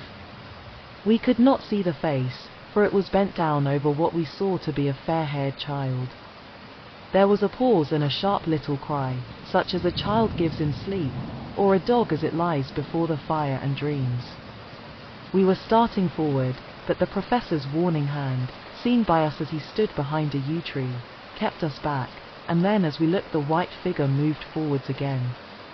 It was now near enough for us to see clearly, and the moonlight still held. My own heart grew cold as ice, and I could hear the gasp of Arthur, as we recognized the features of Lucy Westenra. Lucy Westenra, but yet how changed. The sweetness was turned to adamantine, heartless cruelty, and the purity to voluptuous wantonness. Van Helsing stepped out, and, obedient to his gesture, we all advanced too, the four of us ranged in a line before the door of the tomb. Van Helsing raised his lantern and drew the slide. By the concentrated light that fell on Lucy's face we could see that the lips were crimson with fresh blood, and that the stream had trickled over her chin and stained the purity of her lawn death robe. We shuddered with horror. I could see by the tremulous light that even Van Helsing's iron nerve had failed. Arthur was next to me, and if I had not seized his arm and held him up, he would have fallen. When Lucy, I call the thing that was before us Lucy because it bore her shape, saw us she drew back with an angry snarl, such as a cat gives when taken unawares, then her eyes ranged over us. Lucy's eyes in form and colour, but Lucy's eyes unclean and full of hellfire, instead of the pure, gentle orbs we knew. At that moment the remnant of my love passed into hate and loathing. Had she then to be killed, I could have done it with savage delight. As she looked, her eyes blazed with unholy light, and the face became wreathed with a voluptuous smile. Oh, God, how it made me shudder to see it. With a careless motion, she flung to the ground, callous as a devil, the child that up to now she had clutched strenuously to her breast, growling over it as a dog growls over a bone. The child gave a sharp cry, and lay there moaning. There was a cold-bloodedness in the act which wrung a groan from Arthur. When she advanced to him with outstretched arms and a wanton smile he fell back and hid his face in his hands. She still advanced, however, and with a languorous, voluptuous grace, said, "Come to me, Arthur. Leave these others and come to me. My arms are hungry for you. Come, and we can rest together." "Come, my husband, come." There was something diabolically sweet in her tones, something of the tingling of glass when struck, which rang through the brains even of us who heard the words addressed to another. As for Arthur, he seemed under a spell. Moving his hands from his face, he opened wide his arms. She was leaping for them, when Van Helsing sprang forward and held between them his little golden crucifix. She recoiled from it, and, with a suddenly distorted face, full of rage, dashed past him as if to enter the tomb. When within a foot or two of the door, however, she stopped, as if arrested by some irresistible force. Then she turned, and her face was shown in the clear burst of moonlight and by the lamp, which had now no quiver from Van Helsing's iron nerves. Never did I see such baffled malice on a face, and never, I trust, shall such ever be seen again by mortal eyes. The beautiful colour became livid, the eyes seemed to throw out sparks of hellfire, the brows were wrinkled as though the folds of the flesh were the coils of Medusa's snakes, and the lovely, blood-stained mouth grew to an open square, as in the passion masks of the Greeks and Japanese. If ever a face meant death, if looks could kill, we saw it at that moment. And so for full half a minute, which seemed an eternity, she remained between the lifted crucifix and the sacred closing of her means of entry. Van Helsing broke the silence by asking Arthur, "Answer me, oh my friend. Am I to proceed in my work?" Arthur threw himself on his knees, and hid his face in his hands, as he answered, "Do as you will, friend, do as you will. There can be no horror like this ever any more," and he groaned in spirit. Quincy and I simultaneously moved towards him, and took his arms. We could hear the click of the closing lantern as Van Helsing held it down. Coming close to the tomb, he began to remove from the chinks some of the sacred emblem which he had placed there. We all looked on in horrified amazement as we saw, when he stood back, the woman, with a corporeal body as real at that moment as our own, pass in through the interstice where scarce a knife blade could have gone. We all felt a glad sense of relief when we saw the professor calmly restoring the strings of putty to the edges of the door. When this was done, he lifted the child and said, "Come now, my friends, we can do no more till tomorrow. There is a funeral at noon, so here we shall all come before long after that. The friends of the dead will all be gone by 2, and when the sexton lock the gate we shall remain. Then there is more to do, but not like this of tonight. As for this little one, he is not much harm, and by tomorrow night he shall be well. We shall leave him where the police will find him, as on the other night, and then to home." Coming close to Arthur, he said, "My friend Arthur, you have had a sore trial, but after, when you look back, you will see how it was necessary. You are now in the bitter waters, my child. By this time tomorrow you will, please God, have passed them, and have drunk of the sweet waters, so do not mourn overmuch. Till then I shall not ask you to forgive me." Arthur and Quincy came home with me, and we tried to cheer each other on the way. We had left the child in safety, and were tired, so we all slept with more or less reality of sleep. The 29th of September, night dot, a little before 12 o'clock we three, Arthur, Quincy Morris, and myself, called for the professor. It was odd to notice that by common consent we had all put on black clothes. Of course, Arthur wore black, for he was in deep mourning, but the rest of us wore it by instinct. We got to the churchyard by 1:30, and strolled about, keeping out of official observation, so that when the gravediggers had completed their task and the sexton, under the belief that every one had gone, had locked the gate, we had the place all to ourselves. Van Helsing, instead of his little black bag, had with him a long leather one, something like a cricketing bag. It was manifestly of fair weight. When we were alone and had heard the last of the footsteps die out up the road, we silently, and as if by ordered intention, followed the professor to the tomb. He unlocked the door, and we entered, closing it behind us. Then he took from his bag the lantern, which he lit, and also 2 wax candles, which, when lighted, he stuck, by melting their own ends, on other coffins, so that they might give light sufficient to work by. When he again lifted the lid off Lucy's coffin, we all looked, Arthur trembling like an aspen, and saw that the body lay there in all its death beauty. But there was no love in my own heart, nothing but loathing for the foul thing which had taken Lucy's shape without her soul. I could see even Arthur's face grow hard as he looked. Presently he said to Van Helsing, "Is this really Lucy's body, or only a demon in her shape?" "It is her body, and yet not it. But wait a while, and you all see her as she was, and is. She seemed like a nightmare of Lucy as she lay there, the pointed teeth, the blood-stained, voluptuous mouth, which it made one shudder to see, the whole carnal and unspiritual appearance, seeming like a devilish mockery of Lucy's sweet purity." Van Helsing, with his usual methodicalness, began taking the various contents from his bag and placing them ready for use. First he took out a soldering iron and some plumbing solder, and then a small oil lamp, which gave out, when lit in a corner of the tomb, gas which burned at fierce heat with a blue flame, then his operating knives, which he placed to hand, and last a round wooden stake, some 2½ or 3 inches thick and about 3 feet long. One end of it was hardened by charring in the fire, and was sharpened to a fine point. With this stake came a heavy hammer, such as in households is used in the coal cellar for breaking the lumps. To me, a doctor's preparations for work of any kind are stimulating and bracing, but the effect of these things on both Arthur and Quincy was to cause them a sort of consternation.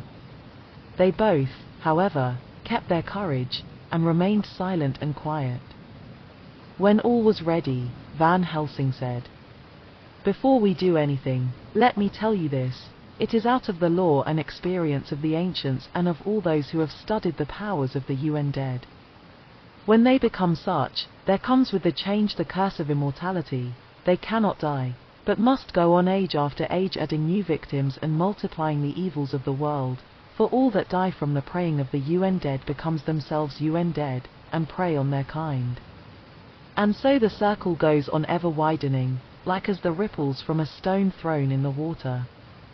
Friend Arthur, if you had met that kiss which you know of before poor Lucy died, or again, last night when you opened your arms to her, you would in time, when you had died, have become Nosferatu, as they call it in Eastern Europe, and would all time make more of those undeads that so have fill us with horror. The career of this so unhappy dear lady is but just begun. Those children whose blood she suck are not as yet so much the worse, but if she live on, undead, more and more they lose their blood, and by her power over them they come to her, and so she draw their blood with that so wicked mouth. But if she die in truth, then all cease, the tiny wounds of the throats disappear, and they go back to their plays unknowing ever of what has been. But of the most blessed of all, when this now undead be made to rest as true dead, then the soul of the poor lady whom we love shall again be free. Instead of working wickedness by night and growing more debased in the assimilating of it by day, she shall take her place with the other angels. So that, my friend, it will be a blessed hand for her that shall strike the blow that sets her free. To this I am willing, but is there none amongst us who has a better right? Will it be no joy to think of hereafter in the silence of the night when sleep is not? It was my hand that sent her to the stars, it was the hand of him that loved her best, the hand that of all she would herself have chosen, had it been to her to choose. Tell me if there be such a one amongst us." We all looked at Arthur.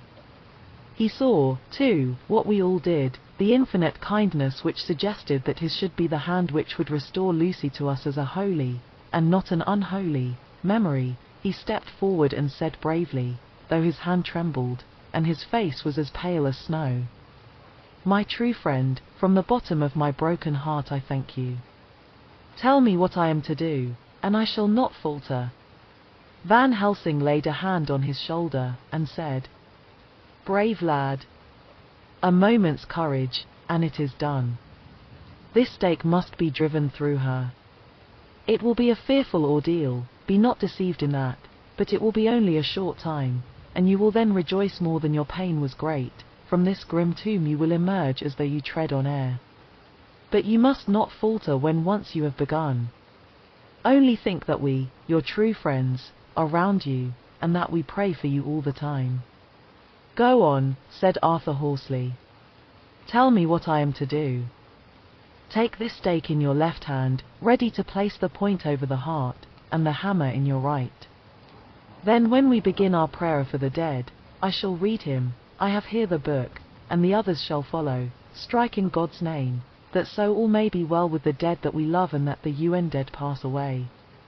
Arthur took the stake and the hammer, and when once his mind was set on action his hands never trembled nor even quivered. Van Helsing opened his missal and began to read, and Quincy and I followed as well as we could. Arthur placed the point over the heart, and as I looked I could see its dint in the white flesh. Then he struck with all his might. The thing in the coffin writhed, and a hideous, blood-curdling screech came from the opened red lips. The body shook and quivered and twisted in wild contortions, the sharp white teeth champed together till the lips were cut, and the mouth was smeared with a crimson foam. But Arthur never faltered. He looked like a figure of Thor as his untrembling arm rose and fell, driving deeper and deeper the mercy-bearing stake, whilst the blood from the pierced heart welled and spurted up around it. His face was set, and high duty seemed to shine through it. The sight of it gave us courage so that our voices seemed to ring through the little vault. And then the writhing and quivering of the body became less, and the teeth seemed to champ, and the face to quiver. Finally it lay still. The terrible task was over. The hammer fell from Arthur's hand. He reeled and would have fallen had we not caught him. The great drops of sweat sprang from his forehead, and his breath came in broken gasps. It had indeed been an awful strain on him, and had he not been forced to his task by more than human considerations he could never have gone through with it. For a few minutes we were so taken up with him that we did not look towards the coffin. When we did, however, a murmur of startled surprise ran from one to the other of us. We gazed so eagerly that Arthur rose, for he had been seated on the ground, and came and looked too, and then a glad, strange light broke over his face and dispelled altogether the gloom of horror that lay upon it. There, in the coffin lay no longer the foul thing that we had so dreaded and grown to hate, that the work of her destruction was yielded as a privilege to the one best entitled to it, but Lucy as we had seen her in her life, with her face of unequalled sweetness and purity. True that there were there, as we had seen them in life, the traces of care and pain and waste, but these were all dear to us, for they marked a truth to what we knew. One and all we felt that the holy calm that lay like sunshine over the wasted face and form was only an earthly token and symbol of the calm that was to reign forever. Van Helsing came and laid his hand on Arthur's shoulder, and said to him, "And now, Arthur my friend, dear lad, am I not forgiven?" The reaction of the terrible strain came as he took the old man's hand in his, and raising it to his lips, pressed it, and said, "Forgiven? God bless you that you have given my dear one her soul again, and me peace." He put his hands on the professor's shoulder, and laying his head on his breast, cried for a while silently, whilst we stood unmoving. When he raised his head Van Helsing said to him, "And now, my child, you may kiss her. Kiss her dead lips if you will, as she would have you to, if for her to choose. For she is not a grinning devil now, not any more a foul thing for all eternity. No longer she is the devil's dead. She is God's true dead, whose soul is with him." Arthur bent and kissed her, and then we sent him and Quincy out of the tomb. The professor and I sawed the top off the stake, leaving the point of it in the body. Then we cut off the head and filled the mouth with garlic. We sodded up the leaden coffin, screwed on the coffin lid, and gathering up our belongings, came away. When the professor locked the door he gave the key to Arthur. Outside the air was sweet, the sun shone, and the birds sang, and it seemed as if all nature were tuned to a different pitch. There was gladness and mirth and peace everywhere, for we were at rest ourselves on one account, and we were glad, though it was with a tempered joy. Before we moved away Van Helsing said, "Now, my friends, one step of our work is done, one the most harrowing to ourselves. But there remains a greater task, to find out the author of all this our sorrow and to stamp him out. I have clues which we can follow, but it is a long task, and a difficult, and there is danger in it, and pain. Shall you not all help me? We have learned to believe, all of us, is it not so? And since so, do we not see our duty? Yes. And do we not promise to go on to the bitter end? Each in turn, we took his hand, and the promise was made. Then said the professor as we moved off, 2 nights hence you shall meet with me and dine together at 7 of the clock with friend John. I shall entreat 2 others, 2 that you know not as yet, and I shall be ready to all our work show and our plans unfold. Friend John, you come with me home, for I have much to consult about, and you can help me. Tonight I leave for Amsterdam, but shall return tomorrow night. And then begins our great quest. But first I shall have much to say, so that you may know what is to do and to dread. Then our promise shall be made to each other anew, for there is a terrible task before us, and once our feet are on the ploughshare we must not draw back. Chapter 17. Dr. Seward's Diary, continued.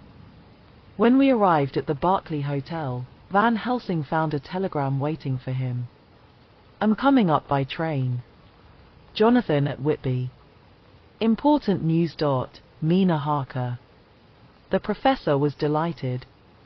Ah, that wonderful Madam Mina, he said, pearl among women. She arrive, but I cannot stay. She must go to your house, friend John. You must meet her at the station. Telegraph her en route, so that she may be prepared. When the wire was dispatched he had a cup of tea. Over it he told me of a diary kept by Jonathan Harker when abroad, and gave me a typewritten copy of it, as also of Mrs. Harker's diary at Whitby. Take these, he said, and study them well. When I have returned you will be master of all the facts, and we can then better enter on our inquisition. Keep them safe, for there is in them much of treasure. You will need all your faith, even you who have had such an experience as that of today. What is here told, he laid his hand heavily and gravely on the packet of papers as he spoke, may be the beginning of the end to you and me and many another, or it may sound the knell of the UN dead who walk the earth.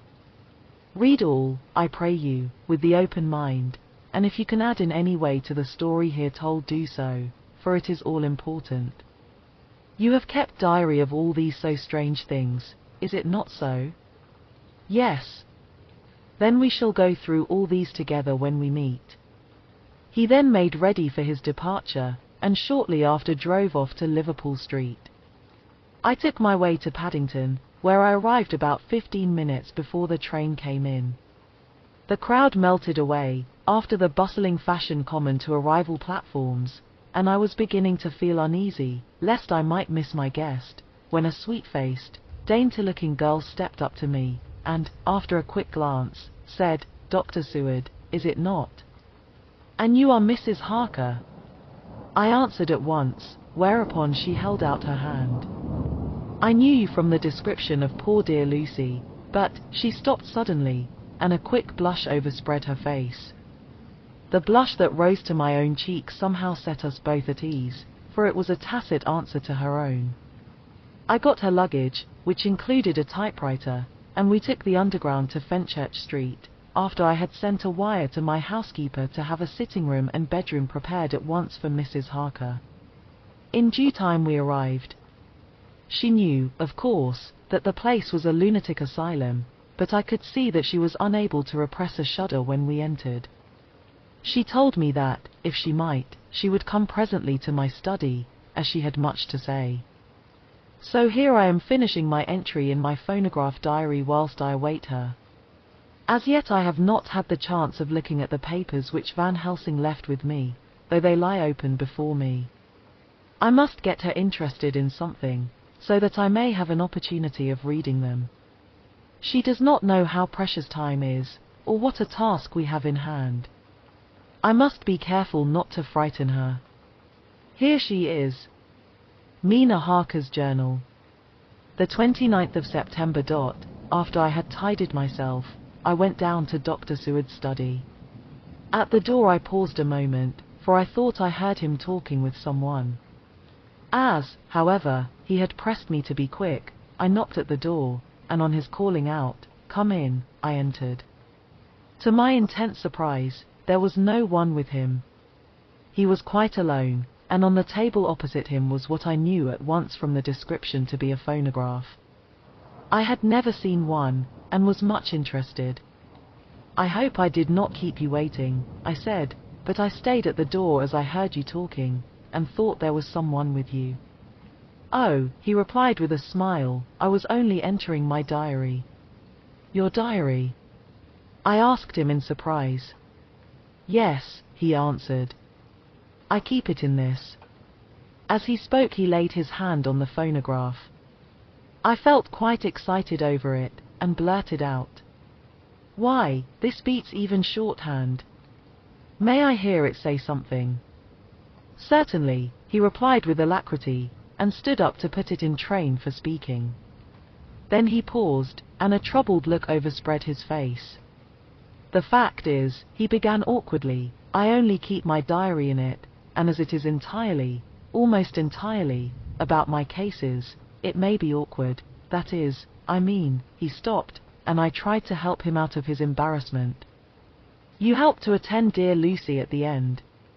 Let me hear how she died. For all that I know of her, I shall be very grateful. She was very, very dear to me." To my surprise, he answered, with a horror-struck look in his face, "Tell you of her death? Not for the wide world." "Why not?" I asked, for some grave, terrible feeling was coming over me. Again he paused, and I could see that he was trying to invent an excuse. At length he stammered out, "You see, I do not know how to pick out any particular part of the diary."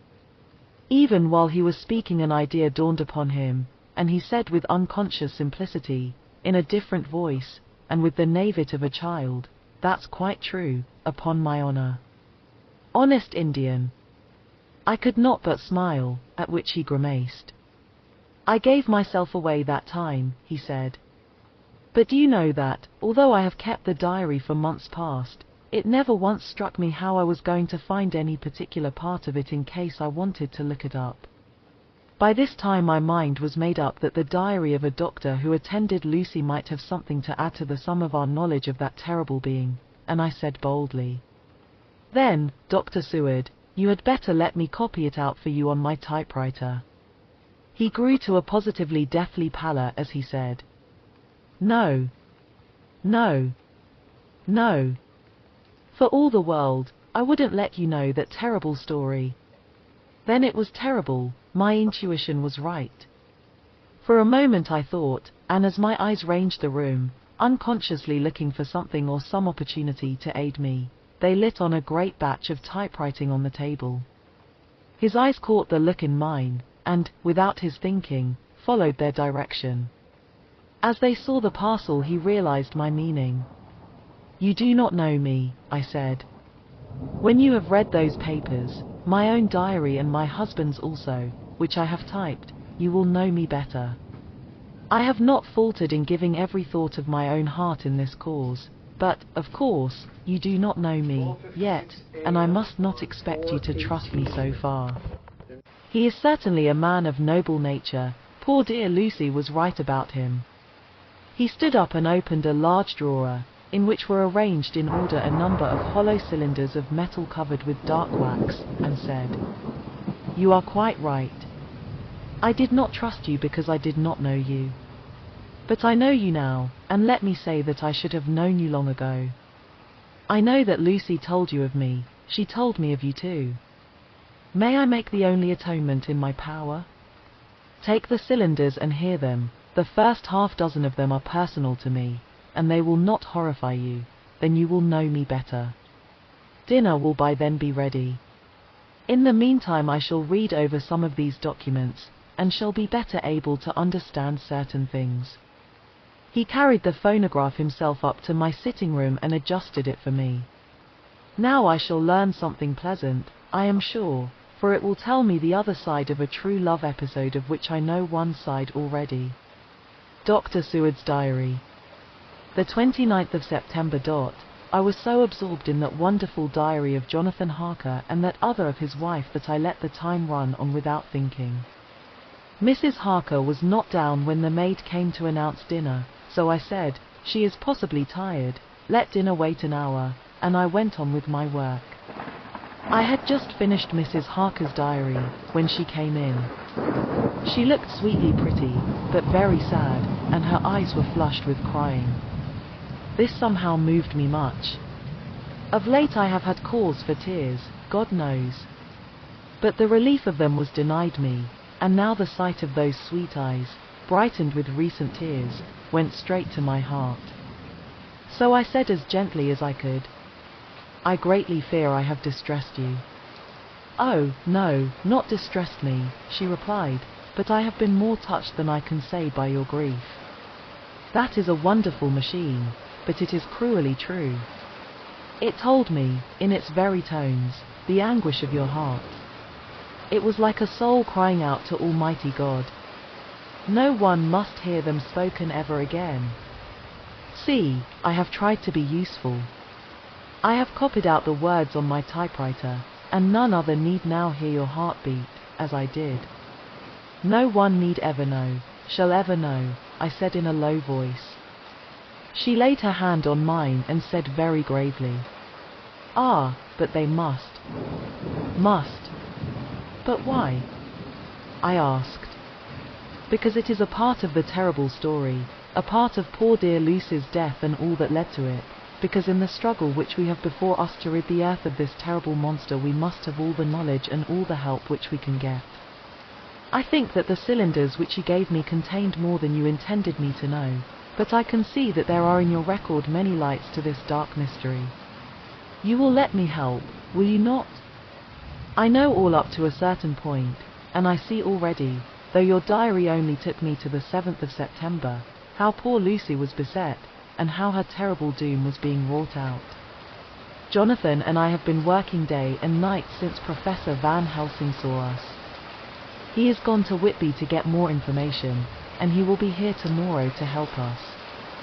We need have no secrets amongst us, working together and with absolute trust, we can surely be stronger than if some of us were in the dark."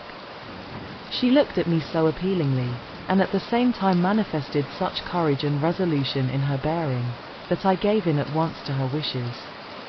"You shall," I said, "do as you like in the matter. God forgive me if I do wrong. There are terrible things yet to learn of, but if you have so far travelled on the road to poor Lucy's death, you will not be content, I know, to remain in the dark. Nay, the end, the very end, may give you a gleam of peace. Come, there is dinner. We must keep one another strong for what is before us, we have a cruel and dreadful task. When you have eaten you shall learn the rest, and I shall answer any questions you ask, if there be anything which you do not understand, though it was apparent to us who were present." Mina Harker's journal. The 29th of September. After dinner I came with Dr. Seward to his study. He brought back the phonograph from my room, and I took my typewriter. He placed me in a comfortable chair, and arranged the phonograph so that I could touch it without getting up, and showed me how to stop it in case I should want to pause. Then he very thoughtfully took a chair, with his back to me, so that I might be as free as possible, and began to read. I put the forked metal to my ears and listened. When the terrible story of Lucy's death, and all that followed, was done, I lay back in my chair powerless. Fortunately I am not of a fainting disposition. When Dr. Seward saw me he jumped up with a horrified exclamation, and hurriedly taking a case bottle from a cupboard, gave me some brandy, which in a few minutes somewhat restored me. My brain was all in a whirl, and only that there came through all the multitude of horrors, the holy ray of light that my dear Lucy was at last at peace. I do not think I could have borne it without making a scene. It is all so wild, and mysterious, and strange that if I had not known Jonathan's experience in Transylvania I could not have believed. As it was, I didn't know what to believe, and so got out of my difficulty by attending to something else. I took the cover off my typewriter and said to Dr. Seward, "Let me write this all out now. We must be ready for Dr. Van Helsing when he comes. I have sent a telegram to Jonathan to come on here when he arrives in London from Whitby. In this matter dates are everything, and I think that if we get all our material ready, and have every item put in chronological order, we shall have done much. You tell me that Lord Godalming and Mr. Morris are coming too. Let us be able to tell him when they come." He accordingly set the phonograph at a slow pace, and I began to typewrite from the beginning of the 7th cylinder. I used manifold, and so took 3 copies of the diary, just as I had done with all the rest. It was late when I got through, but Dr. Seward went about his work of going his round of the patients. When he had finished he came back and sat near me, reading, so that I did not feel too lonely whilst I worked. How good and thoughtful he is. The world seems full of good men, even if there are monsters in it. Before I left him I remembered what Jonathan put in his diary of the professor's perturbation at reading something in an evening paper at the station at Exeter, so, seeing that Dr. Seward keeps his newspapers, I borrowed the files of the Westminster Gazette and the Pall Mall Gazette, and took them to my room. I remember how much the Telegraph and the Whitby Gazette, of which I had made cuttings, helped us to understand the terrible events at Whitby when Count Dracula landed, so I shall look through the evening papers since then, and perhaps I shall get some new light. I am not sleepy, and the work will help to keep me quiet. Dr. Seward's Diary. The 30th of September. Mr. Harker arrived at 9 o'clock. He had got his wife's wire just before starting. He is uncommonly clever, if one can judge from his face, and full of energy. If this journal be true, and judging by one's own wonderful experiences, it must be, he is also a man of great nerve. That going down to the vault a second time was a remarkable piece of daring. After reading his account of it I was prepared to meet a good specimen of manhood, but hardly the quiet, business-like gentleman who came here today. Later. After lunch Harker and his wife went back to their own room, and as I passed a while ago I heard the click of the typewriter. They are hard at it.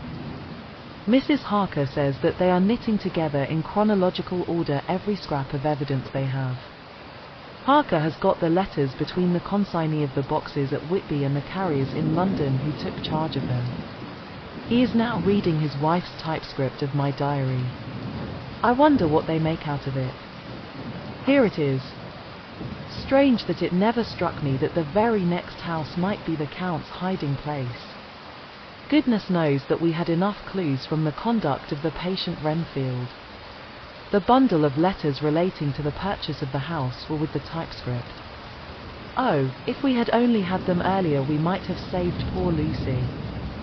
Stop, that way madness lies. Harker has gone back, and is again collating his material. He says that by dinner time they will be able to show a whole connected narrative. He thinks that in the meantime I should see Renfield, as hitherto he has been a sort of index to the coming and going of the Count. I hardly see this yet, but when I get at the dates I suppose I shall. What a good thing that Mrs. Harker put my cylinders into type. We never could have found the dates otherwise. I found Renfield sitting placidly in his room with his hands folded, smiling benignly. At the moment he seemed as sane as any one I ever saw. I sat down and talked with him on a lot of subjects, all of which he treated naturally. He then, of his own accord, spoke of going home, a subject he has never mentioned to my knowledge during his sojourn here. In fact, he spoke quite confidently of getting his discharge at once.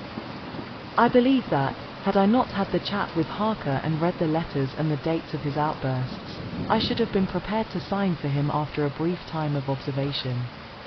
As it is, I am darkly suspicious. All those outbreaks were in some way linked with the proximity of the Count. What then does this absolute content mean? Can it be that his instinct is satisfied as to the vampire's ultimate triumph? Stay, he is himself zoophagus, and in his wild ravings outside the chapel door of the deserted house he always spoke of Master. This all seems confirmation of our idea. However, after a while I came away. My friend is just a little too sane at present to make it safe to probe him too deep with questions. He might begin to think, and then... So I came away. I mistrust these quiet moods of his, so I have given the attendant a hint to look closely after him, and to have a straight waistcoat ready in case of need. Jonathan Harker's Journal. The 29th of September, in train to London. When I received Mr. Billington's courteous message that he would give me any information in his power, I thought it best to go down to Whitby and make, on the spot, such inquiries as I wanted. It was now my object to trace that horrid cargo of the Count's to its place in London. Later, we may be able to deal with it. Billington Jr., a nice lad, met me at the station, and brought me to his father's house, where they had decided that I must stay the night. They are hospitable, with true Yorkshire hospitality, give a guest everything, and leave him free to do as he likes. They all knew that I was busy, and that my stay was short, and Mr. Billington had ready in his office all the papers concerning the consignment of boxes. It gave me almost a turn to see again one of the letters which I had seen on the Count's table before I knew of his diabolical plans. Everything had been carefully thought out, and done systematically and with precision. He seemed to have been prepared for every obstacle which might be placed by accident in the way of his intentions being carried out. To use an Americanism, he had taken no chances, and the absolute accuracy with which his instructions were fulfilled was simply the logical result of his care. I saw the invoice, and took note of it, 50 cases of common earth, to be used for experimental purposes. Also the copy of letter to Carter Patterson, and their reply. Of both of these I got copies. This was all the information Mr. Billington could give me, so I went down to the port and saw the coast guards, the customs officers and the harbour master. They had all something to say of the strange entry of the ship, which is already taking its place in local tradition, but no one could add to the simple description, 50 cases of common earth. I then saw the station master, who kindly put me in communication with the men who had actually received the boxes. Their tally was exact with the list, and they had nothing to add except that the boxes were main and mortal heavy, and that shifting them was dry work. One of them added that it was hard lines, that there wasn't any gentleman, such like as yourself, squire, to show some sort of appreciation of their efforts in a liquid form. Another put in a rider that the thirst then generated was such that even the time which had elapsed had not completely allayed it. Needless to add, I took care before leaving to lift, for ever and adequately, this source of reproach. The 30th of September. The station master was good enough to give me a line to his old companion the station master at King's Cross, so that when I arrived there in the morning I was able to ask him about the arrival of the boxes. He, too, put me at once in communication with the proper officials, and I saw that their tally was correct with the original invoice. The opportunities of acquiring an abnormal thirst had been here limited. A noble use of them had, however, been made, and again I was compelled to deal with the result in an ex post facto manner. From thence I went on to Carter Patterson's central office, where I met with the utmost courtesy. They looked up the transaction in their daybook and letterbook, and at once telephoned to their King's Cross office for more details. By good fortune, the men who did the teaming were waiting for work, and the official at once sent them over, sending also by one of them the waybill and all the papers connected with the delivery of the boxes at Carfax.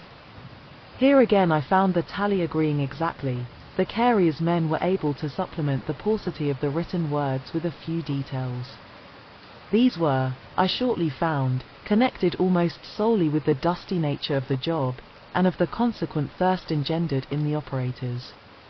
On my affording an opportunity, through the medium of the currency of the realm, of the allaying, at a later period, this beneficial evil, one of the men remarked, "That 'ere 'ouse, governor, is the rummiest I ever was in. Blime!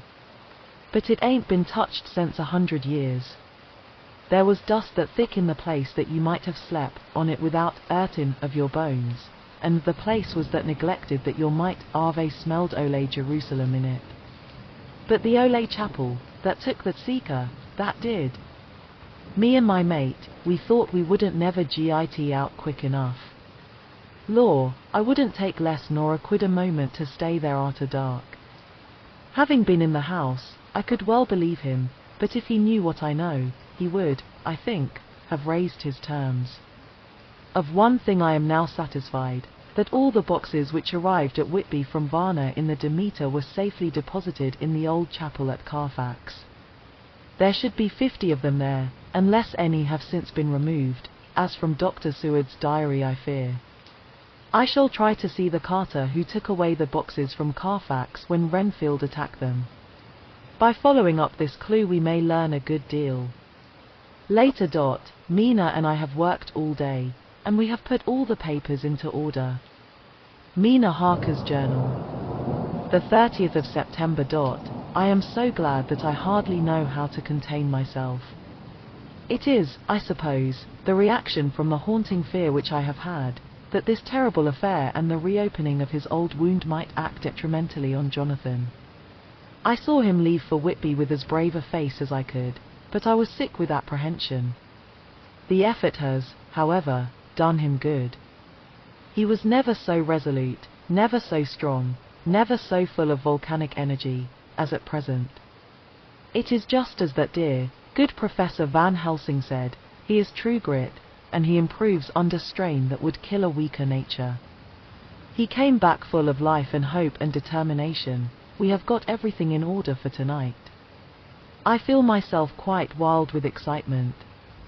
I suppose one ought to pity anything so hunted as is the Count. That is just it, this thing is not human, not even beast. To read Dr. Seward's account of poor Lucy's death, and what followed, is enough to dry up the springs of pity in one's heart. Later. Lord Godalming and Mr. Morris arrived earlier than we expected. Dr. Seward was out on business, and had taken Jonathan with him, so I had to see them. It was to me a painful meeting, for it brought back all poor dear Lucy's hopes of only a few months ago. Of course they had heard Lucy speak of me, and it seemed that Dr. Van Helsing, too, has been quite blowing my trumpet, as Mr. Morris expressed it. Poor fellows, neither of them is aware that I know all about the proposals they made to Lucy. They did not quite know what to say or do, as they were ignorant of the amount of my knowledge, so they had to keep on neutral subjects. However, I thought the matter over, and came to the conclusion that the best thing I could do would be to post them in affairs right up to date. I knew from Dr. Seward's diary that they had been at Lucy's death, her real death, and that I need not fear to betray any secret before the time. So I told them, as well as I could, that I had read all the papers and diaries, and that my husband and I, having typewritten them, had just finished putting them in order. I gave them each a copy to read in the library. When Lord Godalming got his and turned it over, "It does make a pretty good pile," he said. "Did you write all this, Mrs. Harker?" I nodded, and he went on. "I don't quite see the drift of it, but you people are all so good and kind, and have been working so earnestly and so energetically, that all I can do is to accept your ideas blindfold and try to help you. I have had one lesson already in accepting facts that should make a man humble to the last hour of his life. Besides, I know you loved my poor Lucy." Here he turned away and covered his face with his hands. I could hear the tears in his voice. Mr. Morris, with instinctive delicacy, just laid a hand for a moment on his shoulder, and then walked quietly out of the room. I suppose there is something in woman's nature that makes a man free to break down before her and express his feelings on the tender or emotional side without feeling it derogatory to his manhood. For when Lord Godalming found himself alone with me he sat down on the sofa and gave way utterly and openly. I sat down beside him and took his hand. I hope he didn't think it forward of me, and that if he ever thinks of it afterwards he never will have such a thought. There I wrong him, I know he never will, he is too true a gentleman. I said to him, for I could see that his heart was breaking. I love dear Lucy, and I know what she was to you, and what you were to her. She and I were like sisters, and now she is gone. Will you not let me be like a sister to you in your trouble? I know what sorrows you have had, though I cannot measure the depth of them. If sympathy and pity can help in your affliction, won't you let me be of some little service, for Lucy's sake? In an instant the poor dear fellow was overwhelmed with grief. It seemed to me that all that he had of late been suffering in silence found a vent at once. He grew quite hysterical, and raising his open hands, beat his palms together in a perfect agony of grief. He stood up and then sat down again, and the tears rained down his cheeks. I felt an infinite pity for him, and opened my arms unthinkingly. With a sob he laid his head on my shoulder and cried like a wearied child, whilst he shook with emotion. We women have something of the mother in us that makes us rise above smaller matters when the mother spirit is invoked. I felt this big sorrowing man's head resting on me, as though it were that of the baby that some day may lie on my bosom, and I stroked his hair as though he were my own child. I never thought at the time how strange it all was. After a little bit his sob ceased, and he raised himself with an apology, though he made no disguise of his emotion. He told me that for days and nights past, weary days and sleepless nights, he had been unable to speak with anyone, as a man must speak in his time of sorrow. There was no woman whose sympathy could be given to him, or with whom, owing to the terrible circumstance with which his sorrow was surrounded, he could speak freely. I know now how I suffered, he said, as he dried his eyes, but I do not know even yet, and none other can ever know, how much your sweet sympathy has been to me today. I shall know better in time, and believe me that, though I am not ungrateful now, my gratitude will grow with my understanding. You will let me be like a brother, will you not, for all our lives, for dear Lucy's sake? For dear Lucy's sake, I said as we clasped hands. And for your own sake, he added, for if a man's esteem and gratitude are ever worth the winning, you have won mine today. If ever the future should bring to you a time when you need a man's help, believe me, you will not call in vain. God grant that no such time may ever come to you to break the sunshine of your life, but if it should ever come, promise me that you will let me know. He was so earnest, and his sorrow was so fresh, that I felt it would comfort him, so I said, I promise. As I came along the corridor I saw Mr. Morris looking out of a window. He turned as he heard my footsteps. How is Art? He said. Then noticing my red eyes, he went on, I see you have been comforting him. Poor old fellow. He needs it. No one but a woman can help a man when he is in trouble of the heart, and he had no one to comfort him. He bore his own trouble so bravely that my heart bled for him. I saw the manuscript in his hand, and I knew that when he read it he would realize how much I knew, so I said to him, I wish I could comfort all who suffer from the heart. Will you let me be your friend, and will you come to me for comfort if you need it? You will know, later on, why I speak. He saw that I was in earnest, and stooping, took my hand, and raising it to his lips, kissed it.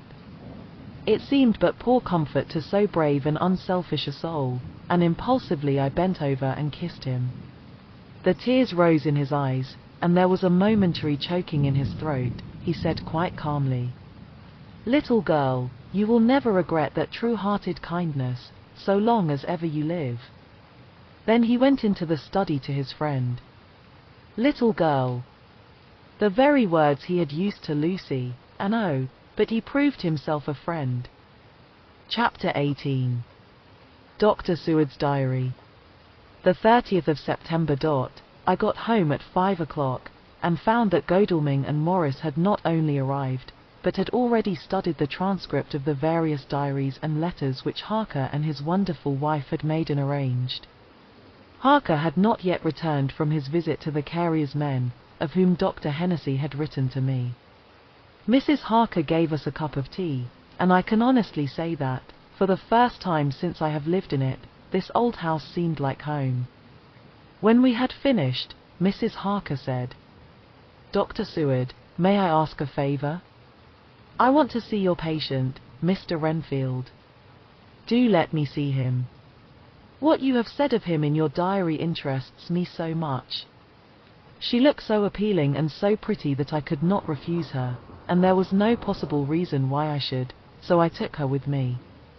When I went into the room, I told the man that a lady would like to see him, to which he simply answered, "Why?" "She is going through the house, and wants to see everyone in it," I answered. "Oh, very well," he said, "let her come in, by all means, but just wait a minute till I tidy up the place." His method of tidying was peculiar. He simply swallowed all the flies and spiders in the boxes before I could stop him. It was quite evident that he feared, or was jealous of, some interference. When he had got through his disgusting task, he said cheerfully, "Let the lady come in," and sat down on the edge of his bed with his head down, but with his eyelids raised so that he could see her as she entered. For a moment I thought that he might have some homicidal intent. I remembered how quiet he had been just before he attacked me in my own study, and I took care to stand where I could seize him at once if he attempted to make a spring at her. She came into the room with an easy gracefulness which would at once command the respect of any lunatic, for easiness is one of the qualities mad people most respect. She walked over to him, smiling pleasantly, and held out her hand. "Good evening, Mr. Renfield," said she. "You see, I know you, for Dr. Seward has told me of you."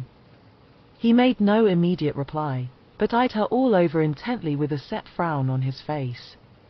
This look gave way to one of wonder, which merged in doubt. Then, to my intense astonishment, he said, "You're not the girl the doctor wanted to marry, are you?" "You can't be, you know, for she's dead." Mrs. Harker smiled sweetly as she replied, "Oh no. I have a husband of my own, to whom I was married before I ever saw Dr. Seward, or he me. I am Mrs. Harker." "Then what are you doing here?" "My husband and I are staying on a visit with Dr. Seward." "Then don't stay." "But why not?" I thought that this style of conversation might not be pleasant to Mrs. Harker, any more than it was to me, so I joined in.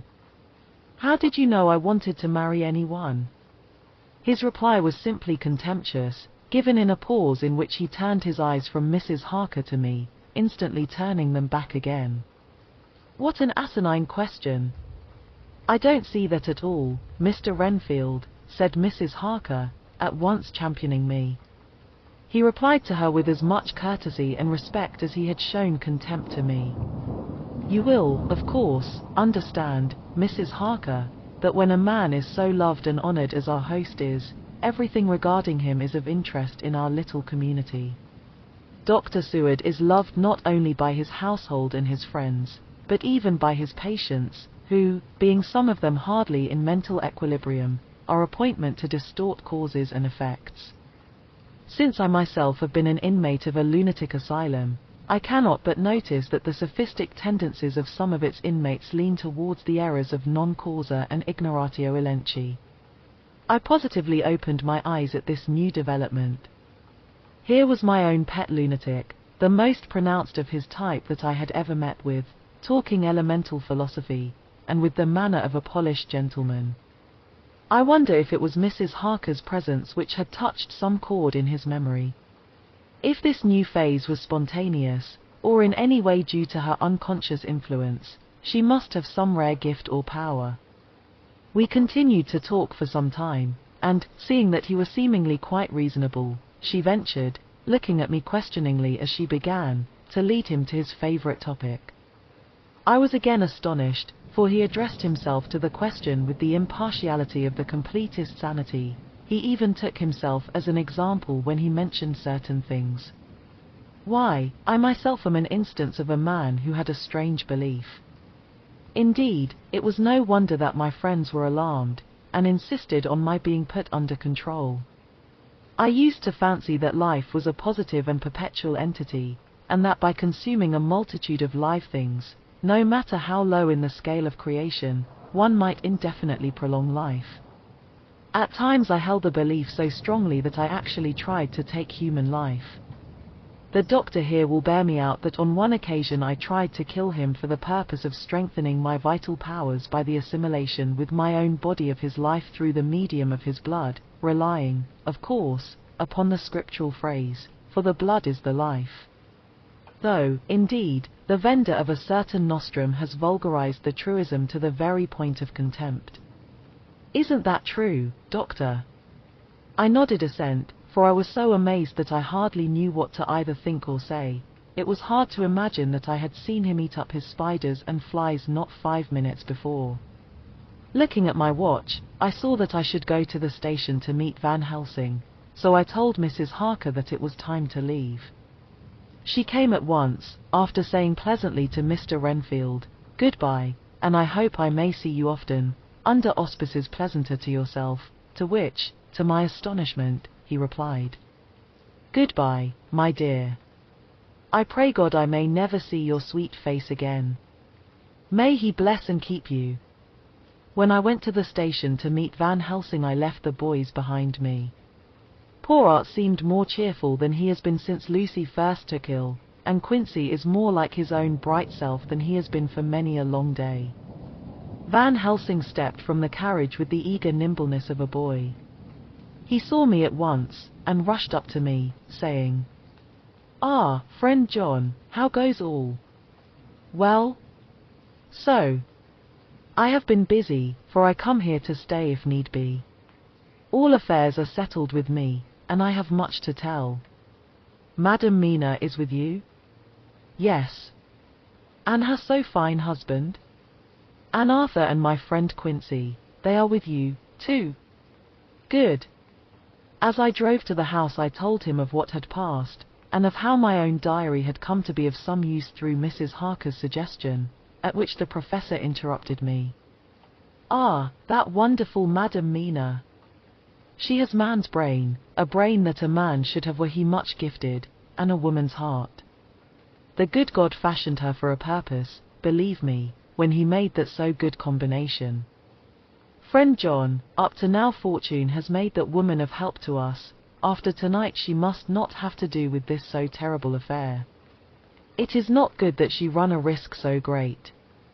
We men are determined, nay, are we not pledged, to destroy this monster, but it is no part for a woman. Even if she be not harmed, her heart may fail her in so much and so many horrors, and hereafter she may suffer, both in waking, from her nerves, and in sleep, from her dreams. And, besides, she is young woman and not so long married. There may be other things to think of some time, if not now. You tell me she has wrote all, then she must consult with us, but tomorrow she say goodbye to this work, and we go alone." I agreed heartily with him, and then I told him what we had found in his absence, that the house which Dracula had bought was the very next one to my own. He was amazed, and a great concern seemed to come on him. "Oh, that we had known it before," he said, "for then we might have reached him in time to save poor Lucy. However, the milk that is spilt cries not out afterwards, as you say. We shall not think of that, but go on our way to the end." Then he fell into a silence that lasted till we entered my own gateway. Before we went to prepare for dinner he said to Mrs. Harker, "I am told, Madam Mina, by my friend John that you and your husband have put up in exact order all things that have been, up to this moment." "Not up to this moment, Professor," she said impulsively, "but up to this morning." "But why not up to now? We have seen hitherto how good light all the little things have made. We have told our secrets, and yet no one who has told is the worse for it." Mrs. Harker began to blush, and taking a paper from her pockets, she said, "Dr. Van Helsing, will you read this, and tell me if it must go in? It is my record of today. I too have seen the need of putting down at present everything, however trivial, but there is little in this except what is personal. Must it go in?" The Professor read it over gravely, and handed it back, saying, "It need not go in if you do not wish it, but I pray that it may. It can but make your husband love you the more, and all us, your friends, more honor you, as well as more esteem and love." She took it back with another blush and a bright smile. "And so now, up to this very hour, all the records we have are complete and in order." The professor took away one copy to study after dinner, and before our meeting, which is fixed for 9 o'clock. The rest of us have already read everything, so when we meet in the study we shall all be informed as to facts, and can arrange our plan of battle with this terrible and mysterious enemy. Mina Harker's journal. The 30th of September. When we met in Dr. Seward's study 2 hours after dinner, which had been at 6 o'clock, we unconsciously formed a sort of board or committee. Professor Van Helsing took the head of the table, to which Dr. Seward motioned him as he came into the room. He made me sit next to him on his right, and asked me to act as secretary. Jonathan sat next to me. Opposite us were Lord Godalming, Dr. Seward, and Mr. Morris, Lord Godalming being next the professor, and Dr. Seward in the centre. The professor said, "I may, I suppose, take it that we are all acquainted with the facts that are in these papers." We all expressed assent, and he went on. "Then it were, I think, good that I tell you something of the kind of enemy with which we have to deal. I shall then make known to you something of the history of this man, which has been ascertained for me. So we then can discuss how we shall act, and can take our measure according. There are such beings as vampires. Some of us have evidence that they exist. Even had we not the proof of our own unhappy experience, the teachings and the records of the past give proof enough for sane peoples. I admit that at the first I was skeptic. Were it not that through long years I have trained myself to keep an open mind, I could not have believed until such time as that fact thundered on my ear. See, I prove. Alas! Had I known at the first what now I know, nay, had I even guessed at him, one so precious life had been spared to many of us who did love her. But that is gone, and we must so work, that other poor souls perish not, whilst we can save. The Nosferatu do not die like the bee when he sting once.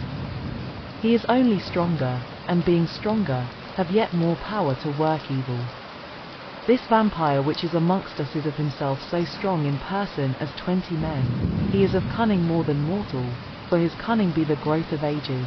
He have still the aids of necromancy, which is, as his etymology imply, the divination by the dead, and all the dead that he can come nigh to are for him at command. He is brute, and more than brute, he is devil in callous, and the heart of him is not.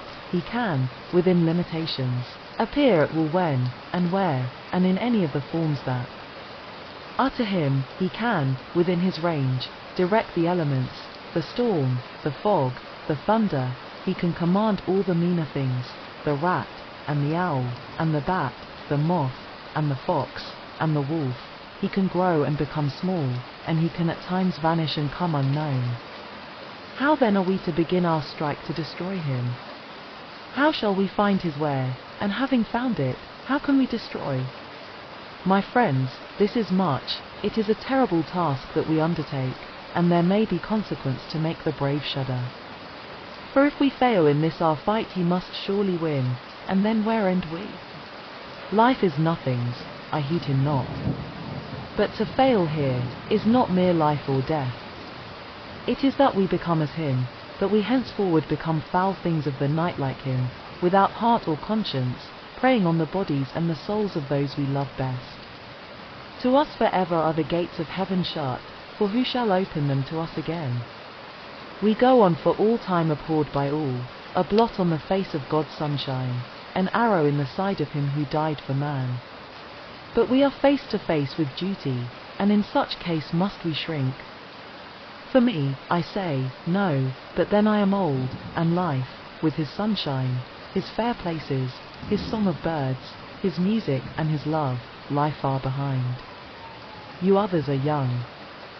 Some have seen sorrow, but there are fair days yet in store. What say you? Whilst he was speaking, Jonathan had taken my hand. I feared, oh so much, that the appalling nature of our danger was overcoming him when I saw his hand stretch out, but it was life to me to feel its touch, so strong, so self-reliant, so resolute. A brave man's hand can speak for itself. It does not even need a woman's love to hear its music. When the professor had done speaking, my husband looked in my eyes, and I in his. There was no need for speaking between us. "I answer for Mina and myself," he said. "Count me in, Professor," said Mr. Quincy Morris, laconically as usual. "I am with you," said Lord Godalming, "for Lucy's sake, if for no other reason." Dr. Seward simply nodded. The professor stood up and, after laying his golden crucifix on the table, held out his hand on either side. I took his right hand, and Lord Godalming his left. Jonathan held my right with his left and stretched across to Mr. Morris. So as we all took hands, our solemn compact was made. I felt my heart icy cold, but it did not even occur to me to draw back. We resumed our places, and Dr. Van Helsing went on with a sort of cheerfulness which showed that the serious work had begun. It was to be taken as gravely, and in as businesslike a way, as any other transaction of life. Well, you know what we have to contend against, but we, too, are not without strength. We have on our side power of combination, a power denied to the vampire kind. We have sources of science. We are free to act and think, and the hours of the day and the night are ours equally. In fact, so far as our powers extend, they are unfettered, and we are free to use them. We have self-devotion in a cause, and an end to achieve which is not a selfish one. These things are much. Now let us see how far the general powers arrayed against us are restrict, and how the individual cannot. In fine, let us consider the limitations of the vampire in general, and of this one in particular. All we have to go upon are traditions and superstitions. These do not at the first appear much, when the matter is one of life and death, nay of more than either life or death. Yet must we be satisfied, in the first place because we have to be, no other means is at our control, and secondly, because, after all, these things, tradition and superstition, are everything. Does not the belief in vampires rest for others, though not, alas, for us, on them? A year ago which of us would have received such a possibility, in the midst of our scientific, skeptical, matter-of-fact 19th century? We even scouted a belief that we saw justified under our very eyes. Take it, then, that the vampire, and the belief in his limitations and his cure, rest for the moment on the same base. For, let me tell you, he is known everywhere that men have been. In old Greece, in old Rome, he flourished in Germany all over, in France, in India, even in the Chernobyls, and in China, so far from us in all ways, there even is he, and the peoples fear him at this day. He have followed the wake of the berserker Icelander, the devil-begotten Hun, the Slav, the Saxon, the Magyar. So far, then, we have all we may act upon, and let me tell you that very much of the beliefs are justified by what we have seen in our own so unhappy experience. The vampire live on, and cannot die by mere passing of the time. He can flourish when that he can fatten on the blood of the living. Even more, we have seen amongst us that he can even grow younger, that his vital faculties grow strenuous, and seem as though they refresh themselves when his special pabulum is plenty. But he cannot flourish without this diet, he not as others. Even friend Jonathan, who lived with him for weeks, did never see him to eat, never. He throws no shadow, he make in the mirror no reflect, as again Jonathan observed. He has the strength of many of his hand, witness again Jonathan when he shut the door against the wolves, and when he helped him from the diligence too. He can transform himself to wolf, as we gather from the ship arrival in Whitby, when he tear open the dog, he can be as bat, as Madam Mina saw him on the window at Whitby, and as friend John saw him fly from this so near house, and as my friend Quincy saw him at the window of Miss Lucy. He can come in mist which he create, that noble ship's captain proved him of this, but, from what we know, the distance he can make this mist is limited, and it can only be round himself. He come on moonlight rays as elemental dust, as again Jonathan saw those sisters in the castle of Dracula. He becomes so small, we ourselves saw Miss Lucy, ere she was at peace, slip through a hairbreadth space at the tomb door. He can, when once he find his way, come out from anything or into anything, no matter how close it be bound or even fused up with fire, so do you call it. He can see in the dark, no small power this, in a world which is one half shut from the light. Ah, but hear me through. He can do all these things, yet he is not free. Nay, he is even more prisoner than the slave of the galley, than the madman in his cell. He cannot go where he lists. He who is not of nature has yet to obey some of nature's laws, why we know not. He may not enter anywhere at the first, unless there be some one of the household who bid him to come, though afterwards he can come as he please. His power ceases, as does that of all evil things, at the coming of the day. Only at certain times can he have limited freedom. If he be not at the place whither he is bound, he can only change himself at noon or at exact sunrise or sunset. These things are we told, and in this record of ours we have proof by inference. Thus, whereas he can do as he will within his limit, when he have his earth home, his coffin home, his hell home, the place unhallowed, as we saw when he went to the grave of the suicide at Whitby, still at other time he can only change when the time come. It is said, too, that he can only pass running water at the slack or the flood of the tide.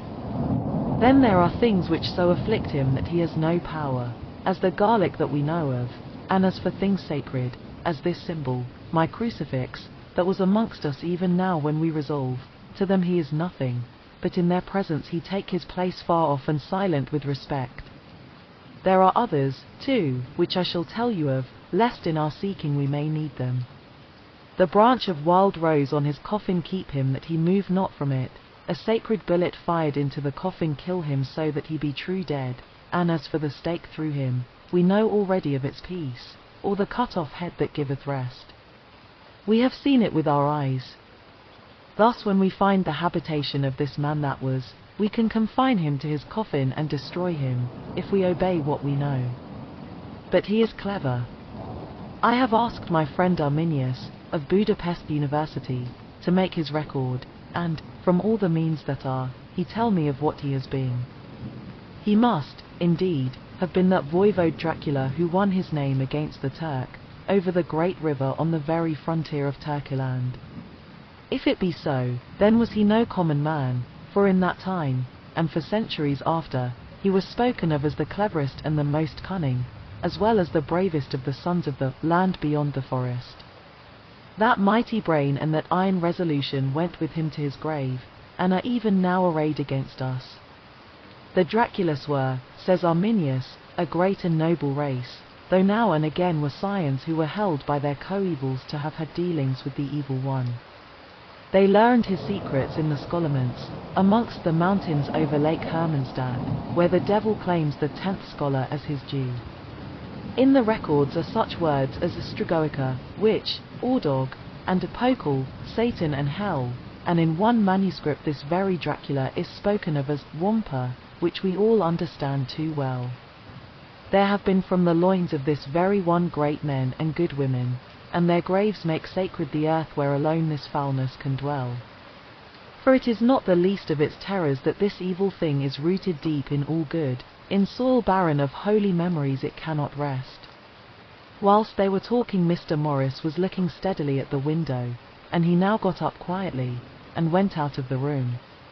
There was a little pause, and then the professor went on. And now we must settle what we do. We have here much data, and we must proceed to lay out our campaign. We know from the inquiry of Jonathan that from the castle to Whitby came 50 boxes of earth, all of which were delivered at Carfax. We also know that at least some of these boxes have been removed. It seems to me that our first step should be to ascertain whether all the rest remain in the house beyond that wall where we look today, or whether any more have been removed. If the latter, we must trace. Here we were interrupted in a very startling way. Outside the house came the sound of a pistol shot, the glass of the window was shattered with a bullet, which, ricocheting from the top of the embrasure, struck the far wall of the room. I am afraid I am at heart a coward, for I shrieked out.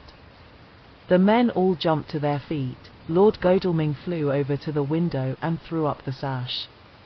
As he did so, we heard Mr. Morris's voice without. "Sorry. I fear I have alarmed you. I shall come in and tell you about it."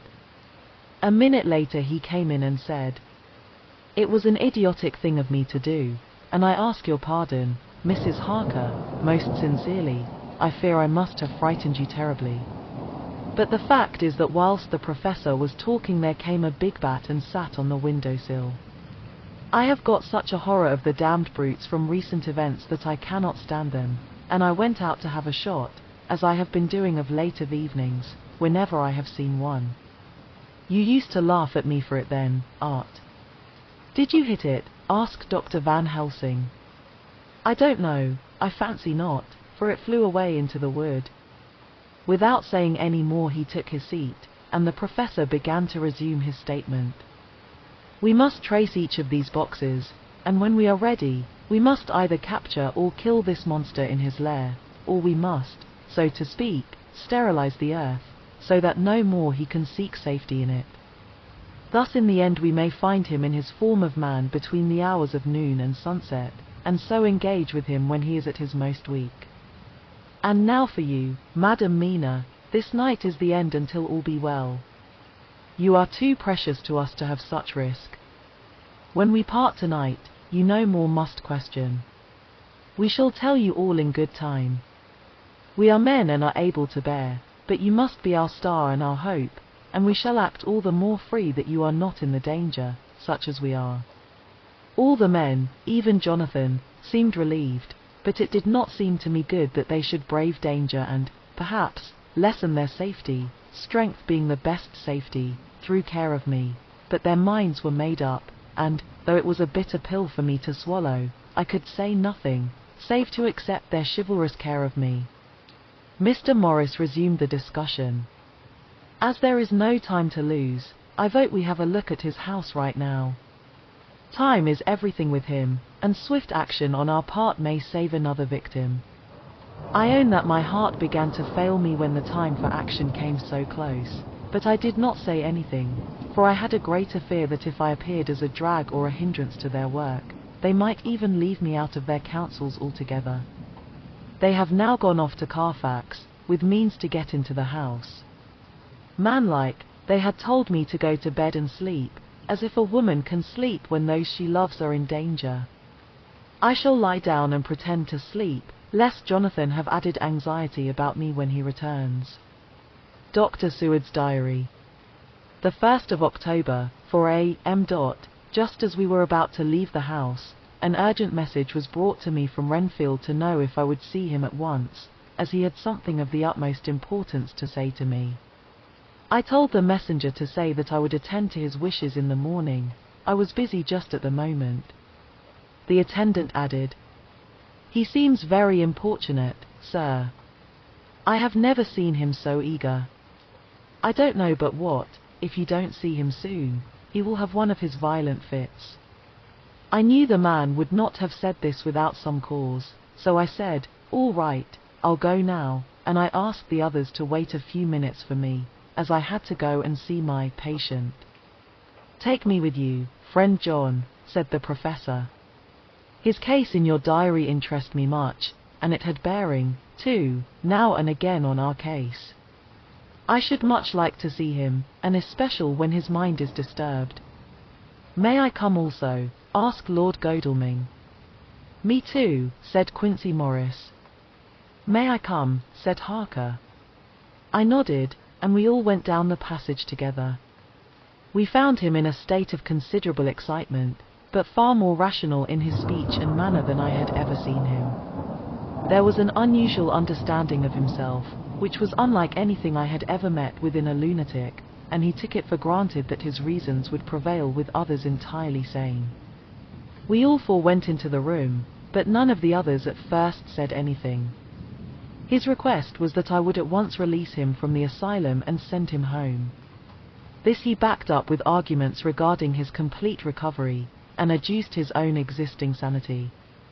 "I appeal to your friends," he said. "They will, perhaps, not mind sitting in judgment on my case.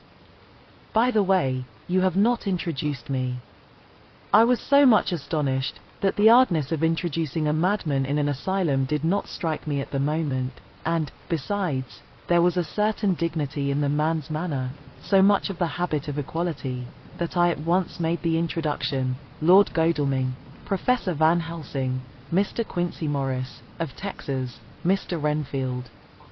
He shook hands with each of them, saying in turn, "Lord Godalming, I had the honour of seconding your father at the Wyndham. I grieve to know, by your holding the title, that he is no more. He was a man loved and honoured by all who knew him, and in his youth was, I have heard, the inventor of a burnt rum punch, much patronised on Derby night. Mr. Morris, you should be proud of your great state. Its reception into the Union was a precedent which may have far-reaching effects hereafter, when the Pole and the Tropics may hold alliance to the Stars and Stripes. The power of treaty may yet prove a vast engine of enlargement, when the Monroe Doctrine takes its true place as a political fable. What shall any man say of his pleasure at meeting Van Helsing? Sir, I make no apology for dropping all forms of conventional prefix. When an individual has revolutionized therapeutics by his discovery of the continuous evolution of brain matter, conventional forms are unfitting, since they would seem to limit him to one of a class. You, gentlemen, who by nationality, by heredity, or by the possession of natural gifts, are fitted to hold your respective places in the moving world, I take to witness that I am as sane as at least the majority of men who are in full possession of their liberties.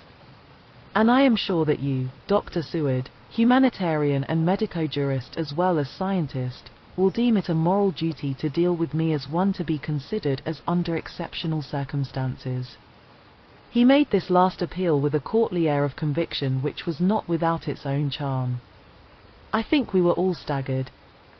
For my own part, I was under the conviction, despite my knowledge of the man's character and history, that his reason had been restored, and I felt under a strong impulse to tell him that I was satisfied as to his sanity, and would see about the necessary formalities for his release in the morning.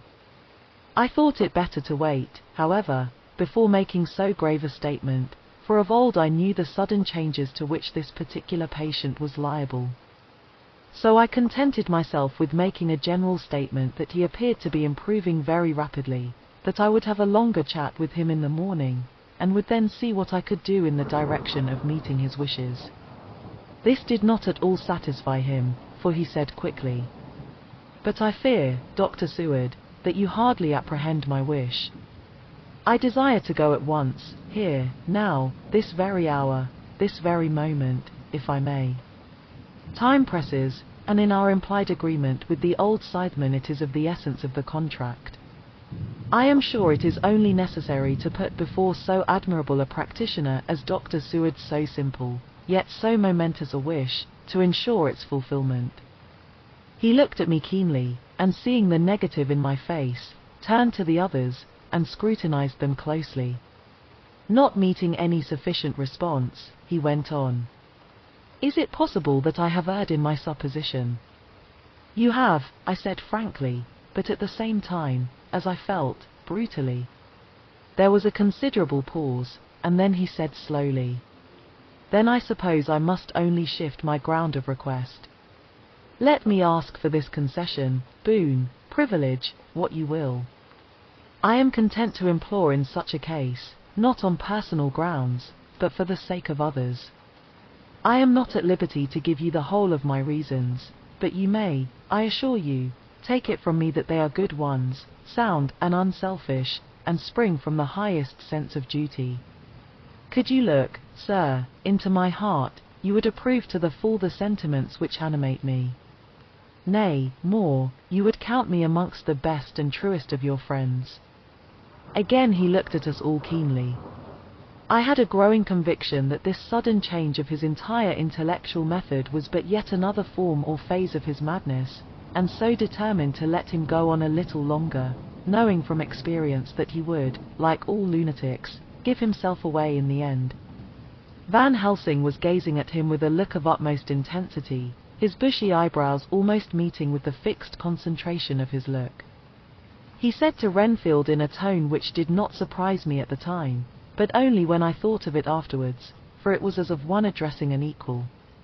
"Can you not tell frankly your real reason for wishing to be free tonight?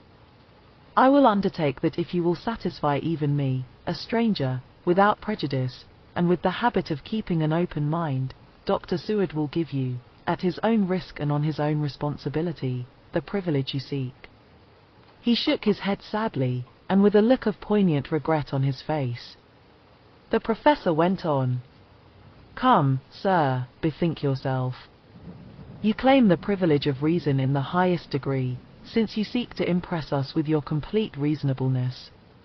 You do this, whose sanity we have reason to doubt, since you are not yet released from medical treatment for this very defect. If you will not help us in our effort to choose the wisest course, how can we perform the duty which you yourself put upon us? Be wise, and help us, and if we can we shall aid you to achieve your wish." He still shook his head as he said, "Dr. Van Helsing, I have nothing to say. Your argument is complete, and if I were free to speak I should not hesitate a moment, but I am not my own master in the matter. I can only ask you to trust me. If I am refused, the responsibility does not rest with me." I thought it was now time to end the scene, which was becoming too comically grave, so I went towards the door, simply saying, "Come, my friends, we have work to do. Good night." As, however, I got near the door, a new change came over the patient. He moved towards me so quickly that for the moment I feared that he was about to make another homicidal attack. My fears, however, were groundless, for he held up his 2 hands imploringly, and made his petition in a moving manner. As he saw that the very excess of his emotion was militating against him, by restoring us more to our old relations, he became still more demonstrative. I glanced at Van Helsing, and saw my conviction reflected in his eyes, so I became a little more fixed in my manner, if not more stern, and motioned to him that his efforts were unavailing. I had previously seen something of the same constantly growing excitement in him when he had to make some request of which at the time he had thought much, such, for instance, as when he wanted a cat, and I was prepared to see the collapse into the same sullen acquiescence on this occasion. My expectation was not realized, for, when he found that his appeal would not be successful, he got into quite a frantic condition. He threw himself on his knees, and held up his hands, wringing them in plaintive supplication, and poured forth a torrent of entreaty, with the tears rolling down his cheeks, and his whole face and form expressive of the deepest emotion. "Let me entreat you, Dr. Seward, oh, let me implore you, to let me out of this house at once. Send me away how you will and where you will, send keepers with me with whips and chains, let them take me in a strait waistcoat, manacled and leg-ironed, even to a gale, but let me go out of this. You don't know what you do by keeping me here. I am speaking from the depths of my heart, of my very soul. You don't know whom you wrong, or how, and I may not tell. Woe is me! I may not tell. By all you hold sacred, by all you hold dear, by your love that is lost, by your hope that lives, for the sake of the Almighty, take me out of this and save my soul from guilt. Can't you hear me, man? Can't you understand? Will you never learn? Don't you know that I am sane and earnest now, that I am no lunatic in a mad fit, but a sane man fighting for his soul? Oh, hear me! Hear me! Let me go! Let me go! Let me go!" I thought that the longer this went on the wilder he would get, and so would bring on a fit, so I took him by the hand and raised him up. "Come," I said sternly, "no more of this, we have had quite enough already. Get to your bed and try to behave more discreetly." He suddenly stopped and looked at me intently for several moments. Then, without a word, he rose and moving over, sat down on the side of the bed. The collapse had come, as on former occasion, just as I had expected. When I was leaving the room, last of our party, he said to me in a quiet, well-bred voice, "You will, I trust, Dr. Seward, do me the justice to bear in mind, later on, that I did what I could to convince you tonight." Every story leaves a trace, some in history, others in the shadows. If this one made you think, question, or shiver just a little, you're in the right place. This is Truth Meets Fiction. Until next time, stay curious, stay sharp, and don't believe everything you're told.